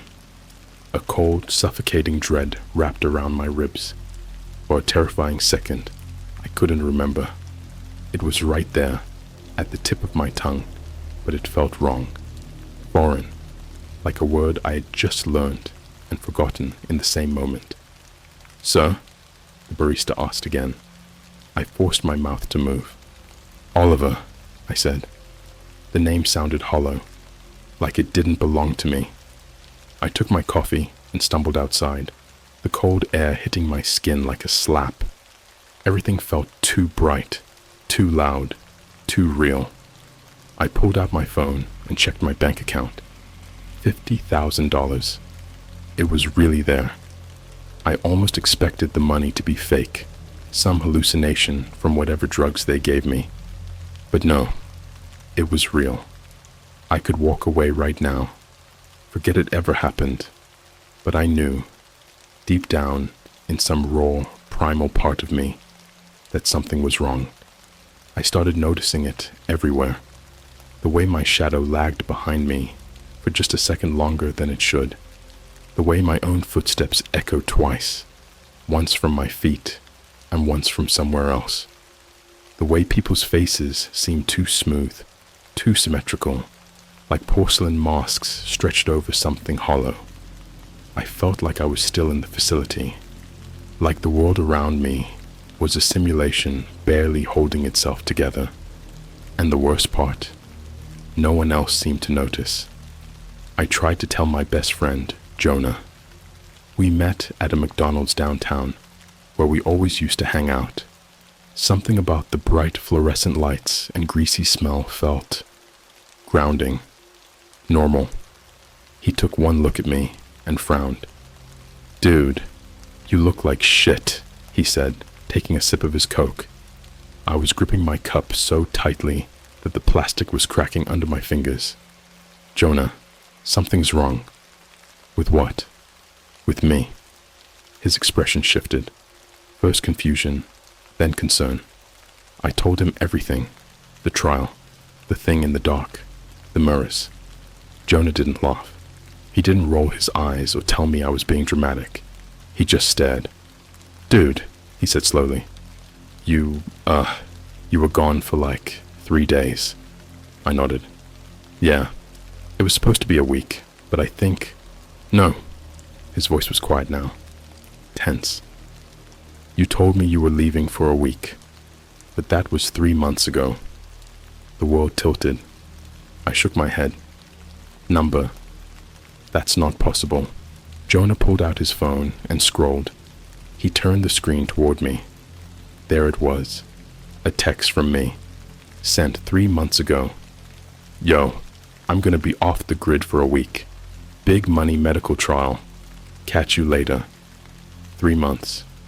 Gone. And then Jonah said something that made my blood turn to ice. Dude, I saw you 2 weeks ago. I stopped breathing. What? He swallowed, his fingers tightening around his drink. You came over, man. You had a beer with me. We watched that shitty horror movie you like. I felt sick. I had no memory of that. I had no memory of anything.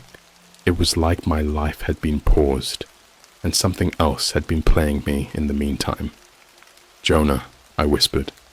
That wasn't me. His eyes flicked to the side, toward the window, and then his face went pale. What? I asked, my voice barely a breath. Don't turn around, he muttered. His voice was dead serious. Don't. Move.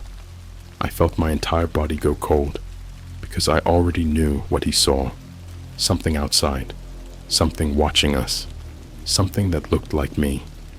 Jonah was breathing too fast. Dude, what the fuck is happening? I didn't answer. I couldn't. Because deep down, I already knew. The reflections, the time loss, the thing in the mirror that smiled when I didn't. I wasn't the only Oliver. We left McDonald's, and Jonah drove us back to his apartment. I refused to go back to mine. I wasn't sure what I'd find there, or who. I locked myself in his bathroom and turned on the shower, letting the steam fill the room. Then, slowly, I faced the mirror. I didn't move. Neither did my reflection. I lifted my hand. It lifted its hand. I opened my mouth. It opened its mouth. I stared into my own eyes, waiting, watching, begging for something to be wrong. But this time, everything was normal. And that's when I started to panic.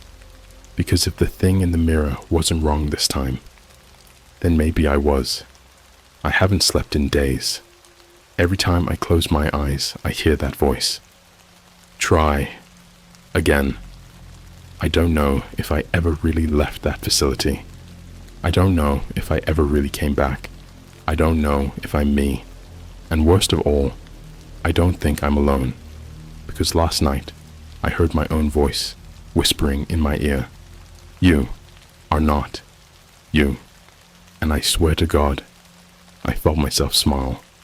I don't think I'm real anymore. I don't mean that in some weird, existential, high at 3 a.m. kind of way. I mean it literally. I don't think I'm supposed to be here. Something else is. And I think it's trying to take my place. It started with the mirrors. At first, it was the little things. The way my reflection seemed off. A fraction of a second too slow. The way it smiled when I wasn't smiling.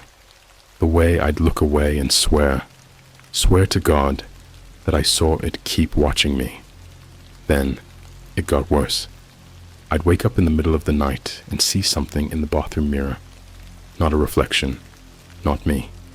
Just a dark shape, standing there, watching. One night, I woke up to the sound of breathing. I wasn't alone in my room. I couldn't see it, but I felt it. Close. Too close. The air was thick, heavy, like something was standing right over me, pressing into my skin. My breath came out in shaky little gasps. Then, my phone buzzed. A single text. "Are you awake?" It was from my number. My stomach dropped. The light from my phone screen flickered against the dark window. And that's when I saw it. My own reflection. Standing up. I was still in bed, but in the glass, my reflection was getting up. Slowly. Calmly. And then, it turned. It turned to face me. And it smiled. The next morning, Jonah called me. "Dude," he said, "where the fuck were you last night?" I frowned. "What do you mean?" "You came to my place. You banged on my door at 3 a.m. and freaked the fuck out of me.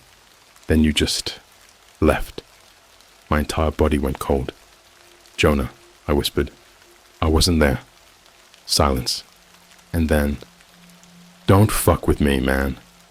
I could hear the fear in his voice. "I swear to God," I told him. "I never left my apartment." More silence. Then Jonah whispered, "Dude, I let you in." I drove to his place immediately. He looked like he hadn't slept. His hands were shaking.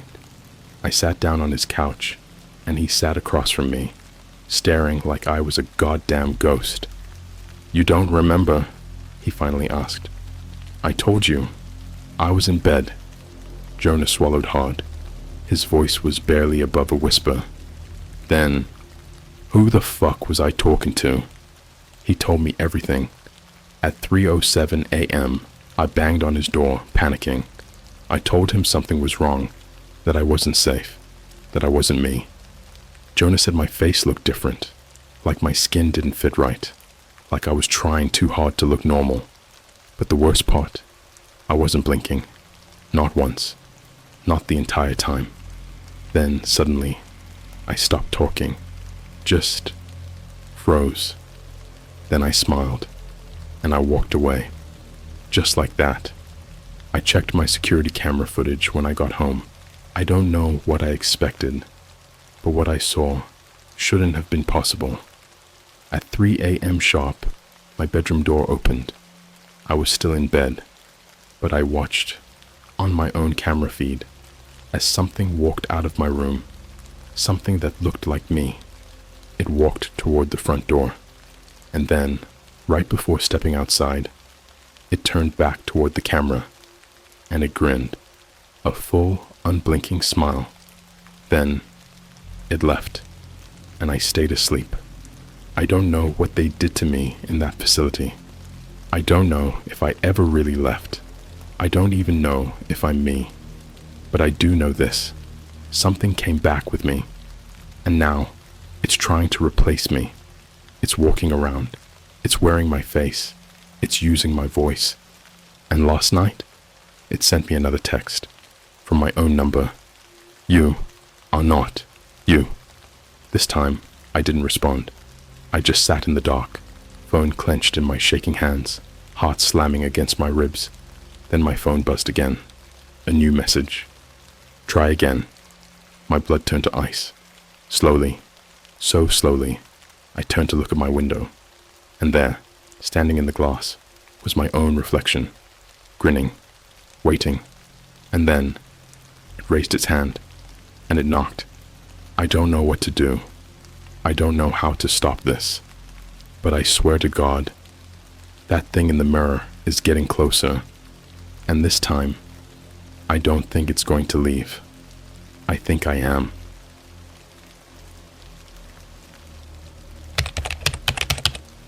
I found a dark web file claiming that Atlantis was never a city. It was a containment zone, and something inside it is still alive. Okay, so I know how this sounds. Atlantis? Really? You probably think I'm one of those conspiracy weirdos who believe the earth is hollow, or that the government is hiding mermaids. Trust me, I used to be just like you. I thought Atlantis was some fairy tale, until I found the file. I wasn't even looking for it. I was just messing around on the deep web like I had a million times before. If you don't know, the deep web isn't just this dark, scary hacker paradise like people think. It's mostly databases, abandoned forums, and weird little corners of the internet where people say whatever they want. But then there's the dark web, the part where things get, let's just say, illegal. I've always had this thing for digital urban legends. I collect weird files, lost media, creepy forum posts, stuff that makes you question what's real and what's just some internet rabbit hole. But this was different. I was in a private Telegram group, one of those invite-only chat rooms where people share conspiracy leaks. Most of it was the usual nonsense. Celebrities are reptilians. The moon landing was filmed in a McDonald's basement. The government is hiding giants in the Grand Canyon. But then, someone dropped a link. No text, no explanation. Just a link with the name, a T-014-L OST-HISTORY.zip. Now, I'm not an idiot. I know clicking random dark web links is how you end up in some hacker's basement getting your kidneys sold. But I had a VPN, a burner laptop, all the precautions. Curiosity 1. I downloaded it. Inside was a single text file and a set of grainy images. The text file was just a bunch of numbered documents, government style, like someone had ripped pages out of a classified report. The images, at first, they just looked like satellite photos of the ocean, but the more I looked, the more I realized they weren't just ocean shots. There was something under the water, and then I read the text file. Document 1, Project NEMO, Restricted Access. The first thing I noticed, the document wasn't old. It wasn't some ancient parchment talking about Plato's Atlantis theory.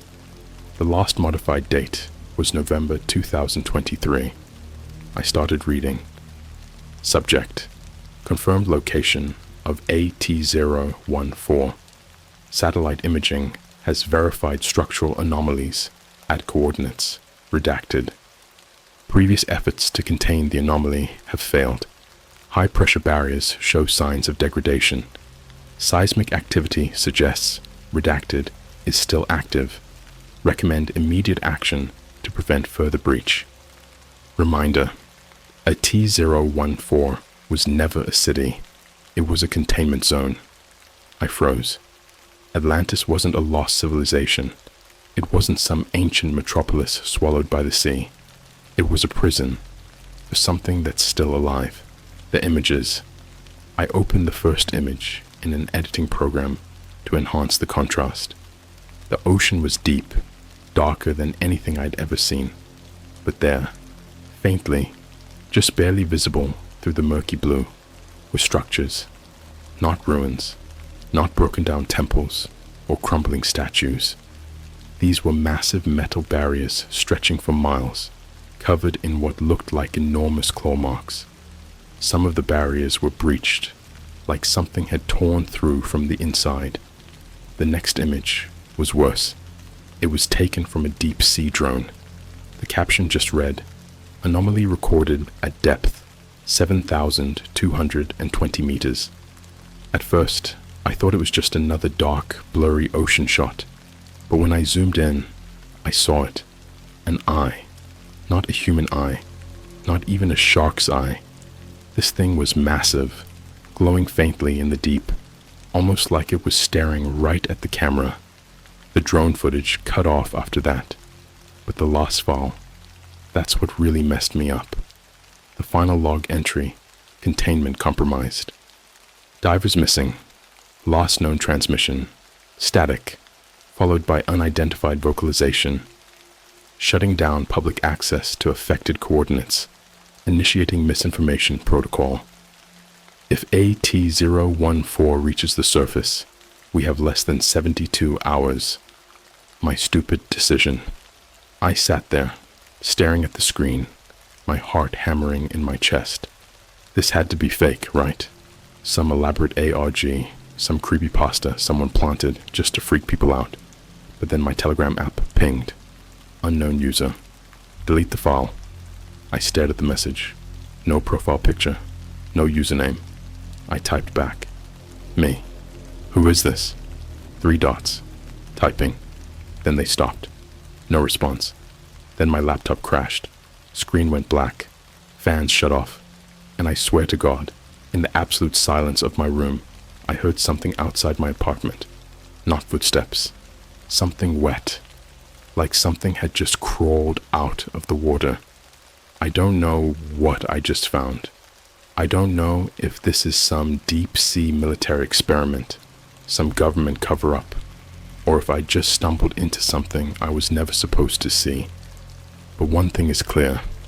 Atlantis wasn't lost. It was sealed away, and whatever's down there, it's waking up. I didn't sleep that night. I didn't even try. The second my laptop shut down, my entire apartment felt wrong, like something was pressing against the walls, listening, waiting. I kept staring at my dark screen, waiting for it to turn back on, but it was dead, completely fried. Then I heard it again, that wet sound, like something heavy and drenched in seawater was dragging itself across the pavement outside my window. I live on the 4th floor, my body locked up, every muscle, every nerve, frozen. I wanted to move, wanted to check, but something deep in my brain was screaming, "Don't look, don't move." Then, a sound I will never forget for the rest of my life. A tap, just once. Tap, software gentle, against the glass, my window. On the 4th floor, I forced myself to move, slow, careful. I turned my head just enough to see the reflection in my TV screen. There was a hand on my window. Number, not a hand. It had too many fingers. I couldn't breathe. My vision blurred. The thing outside just stood there, pressing its long, too thin fingers against the glass. And then, just as I felt like my lungs were about to burst, it moved. Not climbed, not jumped. It slid down the building like it was sinking into water. By the time I had the courage to turn around, the window was empty. Just a smear of something dark and wet left behind. I didn't stay. I grabbed my phone, my keys, and bolted out the door. The stranger in the 24-hour diner. I didn't have a plan. I just needed to be around people. Somewhere bright, somewhere open. So I drove to the only place I could think of. This shitty 24-hour diner about 15 minutes away. The kind of place that smells like burnt coffee and bleach at 3 in the morning. I sat in a booth by the window, back to the wall, eyes darting to every shadow outside. The waitress came over. Young, maybe early 20s, dead-eyed from the night shift. She didn't even look at me when she asked, "What'll it be?" I wasn't hungry. I ordered a coffee just to have something in front of me. That's when I noticed him. A man, sitting alone at the counter, staring, not at me, at my phone. More specifically, at the dark screen, like he somehow knew it wasn't working. His face was pale, sickly, sunken eyes with deep purple rings underneath, like he hadn't slept in days. His clothes looked wet. The waitress walked past him without a glance, like he wasn't even there. Then, without breaking eye contact, he reached into his pocket and pulled out a phone. Not a smartphone, not a flip phone, a satellite phone, and slid it across the counter towards me. I didn't move. Neither did he. The phone started ringing. Not a normal ringtone. No melody, no chime. Just static. Long. Deep. Like something breathing through the speaker. The man opened his mouth. Lips too dry. Too cracked. When he finally spoke, his voice was barely a whisper.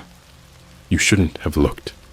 I grabbed the phone, answered it, and everything went wrong. The voice on the other end.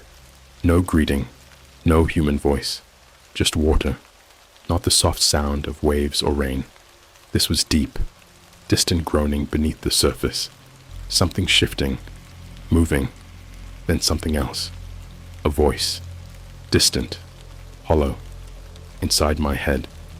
The seal is broken. I tried to speak, but my throat locked up. I couldn't move. I couldn't blink. I couldn't do anything except sit there, clutching the phone like a lifeline. 3 have already drowned. The 4th is marked. The diner vanished. I was somewhere else. A black ocean stretched before me. Infinite. No sky, no stars. Just endless, suffocating dark water, shifting like something massive was just beneath the surface. And then, something started rising. A shape. Towering. Wrong. My mind couldn't make sense of it. It wasn't just big. It was impossible. Limbs where there shouldn't be limbs. A head that wasn't a head. A mouth that wasn't a mouth. And the eyes, not glowing, not bright, just black holes in the universe. And I knew, if I looked too long, I would forget what it was like to be human. Then, the whisper came again. It knows your name. I gasped. Reality snapped back. I was in the diner. The phone was gone. And so was the man. The waitress was staring at me, like I'd just had a seizure. Sir, you good? I looked down. The seat where the man had been sitting was soaked, salt water dripping onto the floor, and in the puddle, half submerged, was a human tooth. The news reports. I barely made it home, locked my doors, barricaded my windows, tried to convince myself I was losing it. Then I saw the news. 3 deep-sea divers missing near redacted coordinates. Lost transmission. Static. 3. The file said, 3 have already drowned. The 4th is marked. I was the 4th. I didn't sleep. I didn't eat. I just sat there, scrolling through news reports, refreshing forums, trying to find anything that would tell me what was happening. Then, at 3:33 a.m., my phone buzzed. A text. No number, no name, just a single image. An aerial view of the ocean, zoomed in, closer, until I could see the ripples, something huge moving beneath the water. And then, another text, just 2 words. It's waking. I haven't slept in days. I don't even feel tired anymore. It's like my body knows sleep isn't safe. It's waiting, just like it's waiting. I see the ocean now, in my dreams, in the corner of my eye, in reflections that shouldn't show water. The worst part, I live nowhere near the ocean, and yet, when I woke up today, there was salt water pooling under my bed. Not a spill, not a leak. The floor was dry everywhere else, just that one spot, just under me, like something had been watching me sleep, or worse, like something had been waiting for me to drown. The man in the footage. I needed answers. Something, anything, to prove I wasn't losing my mind. The news reports about the missing divers had already been buried, scrubbed. All I could find were scattered comments, conspiracy forums, deep-sea diving communities, the kind of places where people notice things they aren't supposed to. Then I found it. A leaked video file, the last transmission from the deep-sea drone before it was lost. No sound, just grainy, green-tinted footage. The drone was moving through a deep trench, scanning what looked like an ancient wall, a barrier covered in symbols I didn't recognize. Some of them looked almost melted. Then the drone's light flickered. Something moved, not fast, not sudden, just shifting in the darkness. And then I saw him. A diver, or at least something that used to be a diver. His suit was torn open, waterlogged, But his body wasn't floating. He was standing on the ocean floor. No bubbles, no movement. His helmet was cracked open, but there was no face inside, just black water swirling where his head should be. And his arms, they were too long now, stretching unnaturally, bones creaking as they reached for the drone. The footage cut out, but not before he turned, not before he looked straight into the camera. And somehow, I knew he could see me. The drowned ones. I don't know when the knocking started. It wasn't loud, just slow, rhythmic. Knock, knock, knock. I checked the people. Nobody was there. I checked the cameras. Nothing. But then I noticed it. My front door. Wet. Like someone had been pressing soaked hands against the wood. I backed away, heart hammering. Then, knock, knock, knock. This time, from inside my apartment. I turned slowly. The hallway light flickered. And then I saw it. A footprint. Just one. A single, wet footprint in the center of my living room. Then another. And another. Too many feet. Moving toward me. I ran. I don't remember grabbing my keys. I don't remember locking the door behind me. But I remember the elevator doors opening before I pressed the button, and I remember seeing something standing inside. Tall, dripping, too many fingers. I took the stairs. The corpse that shouldn't exist. I drove. Nowhere specific. Just away. But the thing is, you can't outrun this. Not when it's already inside you. I don't know how long I drove before I saw the accident. Cops everywhere. Flashing lights. A car flipped on its side. Windshield shattered. And in the center of it all, a body. Face down. Soaked. But the cops weren't touching it. They were just standing there. Staring. I slowed down. My window was already open when I heard one of them say it. "It's him." Another cop shook his head, whispering, "No, it can't be. He drowned 6 months ago." I didn't want to see. I told myself, don't look, don't look, don't look. But I did, and I recognized the body. It was me, the voice in the water. I don't know how long I sat there. Cars honked behind me. People shouted. But all I could do was stare at my own dead body lying there in the street, soaked to the bone. And then the corpse twitched, the wet flesh shifted, and its lips, my lips, moved. I couldn't hear what it said, not at first, but then a sound, not from the corpse, not from the cops, from the storm drain beside me, a voice, whispering, "You should not be here." Then the corpse snapped its head toward me, and it smiled, not like a human, too wide, too many teeth. I floored the gas, left everything behind. I haven't stopped driving since. I don't know where I'm going. I don't even think it matters anymore. Because no matter where I go, I still hear the knocking. I still see the footprints. And worst of all, I keep getting texts from an unknown number. The latest one, a picture of my own face, half submerged, mouth open, screaming underwater. I should be dead. I know that now. I don't mean that in the I escaped something horrifying way. I mean it literally. I saw my own corpse. I watched it move. And now I'm not sure if I ever left that street, if I ever left the water, the highway that shouldn't exist. I've been driving for hours or days. I don't even know anymore. The GPS on my phone, dead. Radio, just static. And the road, it just keeps going. No signs, no exits, no other cars. Just an endless stretch of highway that looks almost right, but isn't. The trees on the side of the road, too still.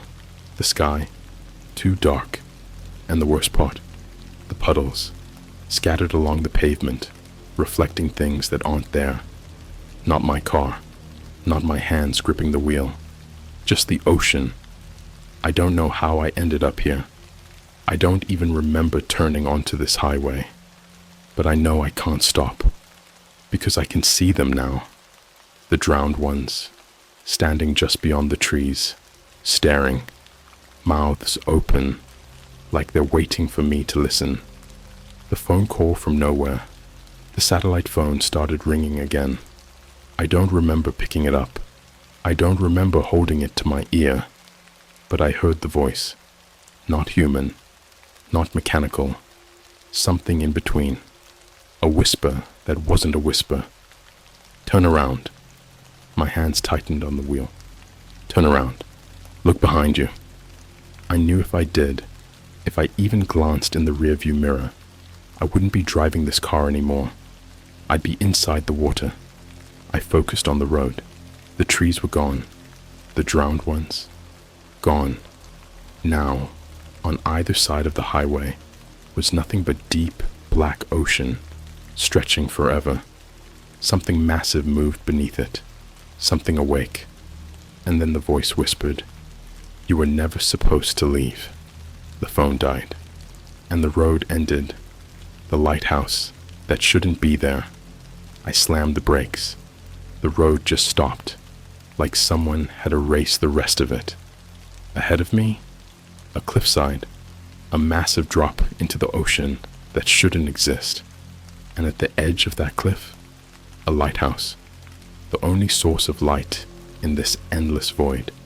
It was ancient, rusted, broken, barely standing against the wind. But something about it felt wrong. Not old, but abandoned. Like it wasn't built. Like it was left here, waiting for me. The door was already open, and I heard something inside. Breathing, wet, gasping. Something trying to remember how lungs worked. I should have left. I should have driven into the darkness and never looked back. But my body moved on its own, step by step, into the lighthouse, the man who drowned. Twice, the air inside was heavy, suffocating. The walls were covered in black mold, dripping salt water that reeked of something ancient. And at the top of the spiral staircase, a man stood facing the wall, drenched, motionless, like he had been standing there for years. His back was too straight, his skin was too pale, and then, without moving his head, he spoke. We were never meant to find it. His voice sounded wrong, like it had been trapped in his throat for too long, like his vocal cords were rotting. He turned. I knew that face, because it was mine. Water leaked from his mouth, from his ears, from the corners of his glossy, unblinking eyes. And then, he stepped forward. I didn't move. I couldn't, because I knew what he was. Not a person, not a ghost. He was what happens to those who try to leave. And the worst part, I felt it too. The water inside me, growing, waiting, changing me. Then the lighthouse collapsed. The ocean that breathes. I don't know how long I was under. Maybe seconds, maybe centuries. But I felt it. The weight of the ocean, the pressure crushing me. And beneath me, something moved. Not just a creature, not just a monster. The ocean itself. It wasn't water. It was alive. And it had been watching us. Not for years, not for centuries. Since the beginning. And then, a sound. Not a roar, not a whisper. Something in between. Something so loud I felt my bones crack, but so soft it spoke directly into my mind. A voice. The same one from the phone. The same one from the drowned man. And this time, I understood what it was saying. It's not waking up. It was never asleep. And we were never supposed to leave. I don't think I'm alive anymore. I don't think I ever was. I can still feel my heart beating. I can still feel air moving in and out of my lungs. But it's not right. It's like my body is pretending to be human. Like something else is moving my limbs, breathing for me, thinking for me. Like I've been replaced. And the worst part, I can hear it inside me, knocking, the things in the reflection. I've stopped looking at mirrors. The last time I did, it blinked before I did. I was brushing my teeth, trying to convince myself that if I acted normal, if I pretended hard enough, maybe this thing inside me would go away. Maybe I'd wake up and everything would make sense again. Then my reflection twitched. Not a normal twitch, not a trick of the light. Its mouth lagged behind mine. Its hand kept moving for a fraction of a second after I had already stopped. And then it smiled. My lips were closed. My face was neutral. But in the mirror, my reflection's mouth was stretched too wide, too many teeth. And when I backed away, it didn't. I turned. I ran. But before I left the bathroom, I saw something move in the corner of my eye. The reflection didn't disappear when I turned my head. It stepped out. The mouth that shouldn't exist. I don't remember what happened after that. I woke up hours later, curled up in the corner of my living room. My mouth was dry. My fingers were raw, chewed down to the bone. The taste of salt was thick in my throat. I checked my phone. No missed calls, no messages. But my camera roll, there was a new video. I hesitated before opening it, and then I pressed play. At first, it was just blackness. No sound, no movement. Then, a whisper, something wet, and then a face emerged from the dark. At first, I thought it was mine, but then its jaw unhinged. The skin at the edges of its mouth ripped open, stretching farther than it should. Something long and thin slithered out from between its teeth, and then it spoke. No sound, just bubbles, like something drowning, and then the video cut out. I didn't sleep that night, not because I was scared, because I could feel something moving inside my throat. The man with no eyes. The next day, I left my apartment. I had to. The walls felt too thin. The air was too thick. I took the subway. Didn't know where I was going. Just needed to be around people. And that's when I saw him. A man, sitting alone at the far end of the train. At first, he looked normal. Just another exhausted commuter, head down, fingers tapping mindlessly against his knee. But when I blinked, he was gone. Not gone like he had gotten up and left. Gone like he had never been there. But there was still something in his seat. A puddle. Dark. Thick. And in the center of it, a pair of human eyes, floating like they had just been plucked from a skull. The train stopped. The doors opened. And in the reflection of the window, I saw my own face staring back at me. But my eyes were missing. I ran. The truth about Atlantis. I don't know where I am anymore. I don't know where I've been. The world doesn't feel real. The streets don't end. The sky doesn't move. Every time I look at my phone, the time is 3:33 a.m. But I found something. I don't know how. I don't remember where. A folder on my dead laptop. One last document. And this one wasn't corrupted. I opened it, and I read the truth. At 014, final report. Project Nemo has failed. We were wrong. The structures were never meant to contain it. They were meant to keep us out. Atlantis was not a city. It was a warning. We did not discover it. It let us find it. And now it knows our names. The last knock. I closed the file. And then I heard it. Software gentle. Knock, knock, knock. From inside my chest. And this time, something knocked back.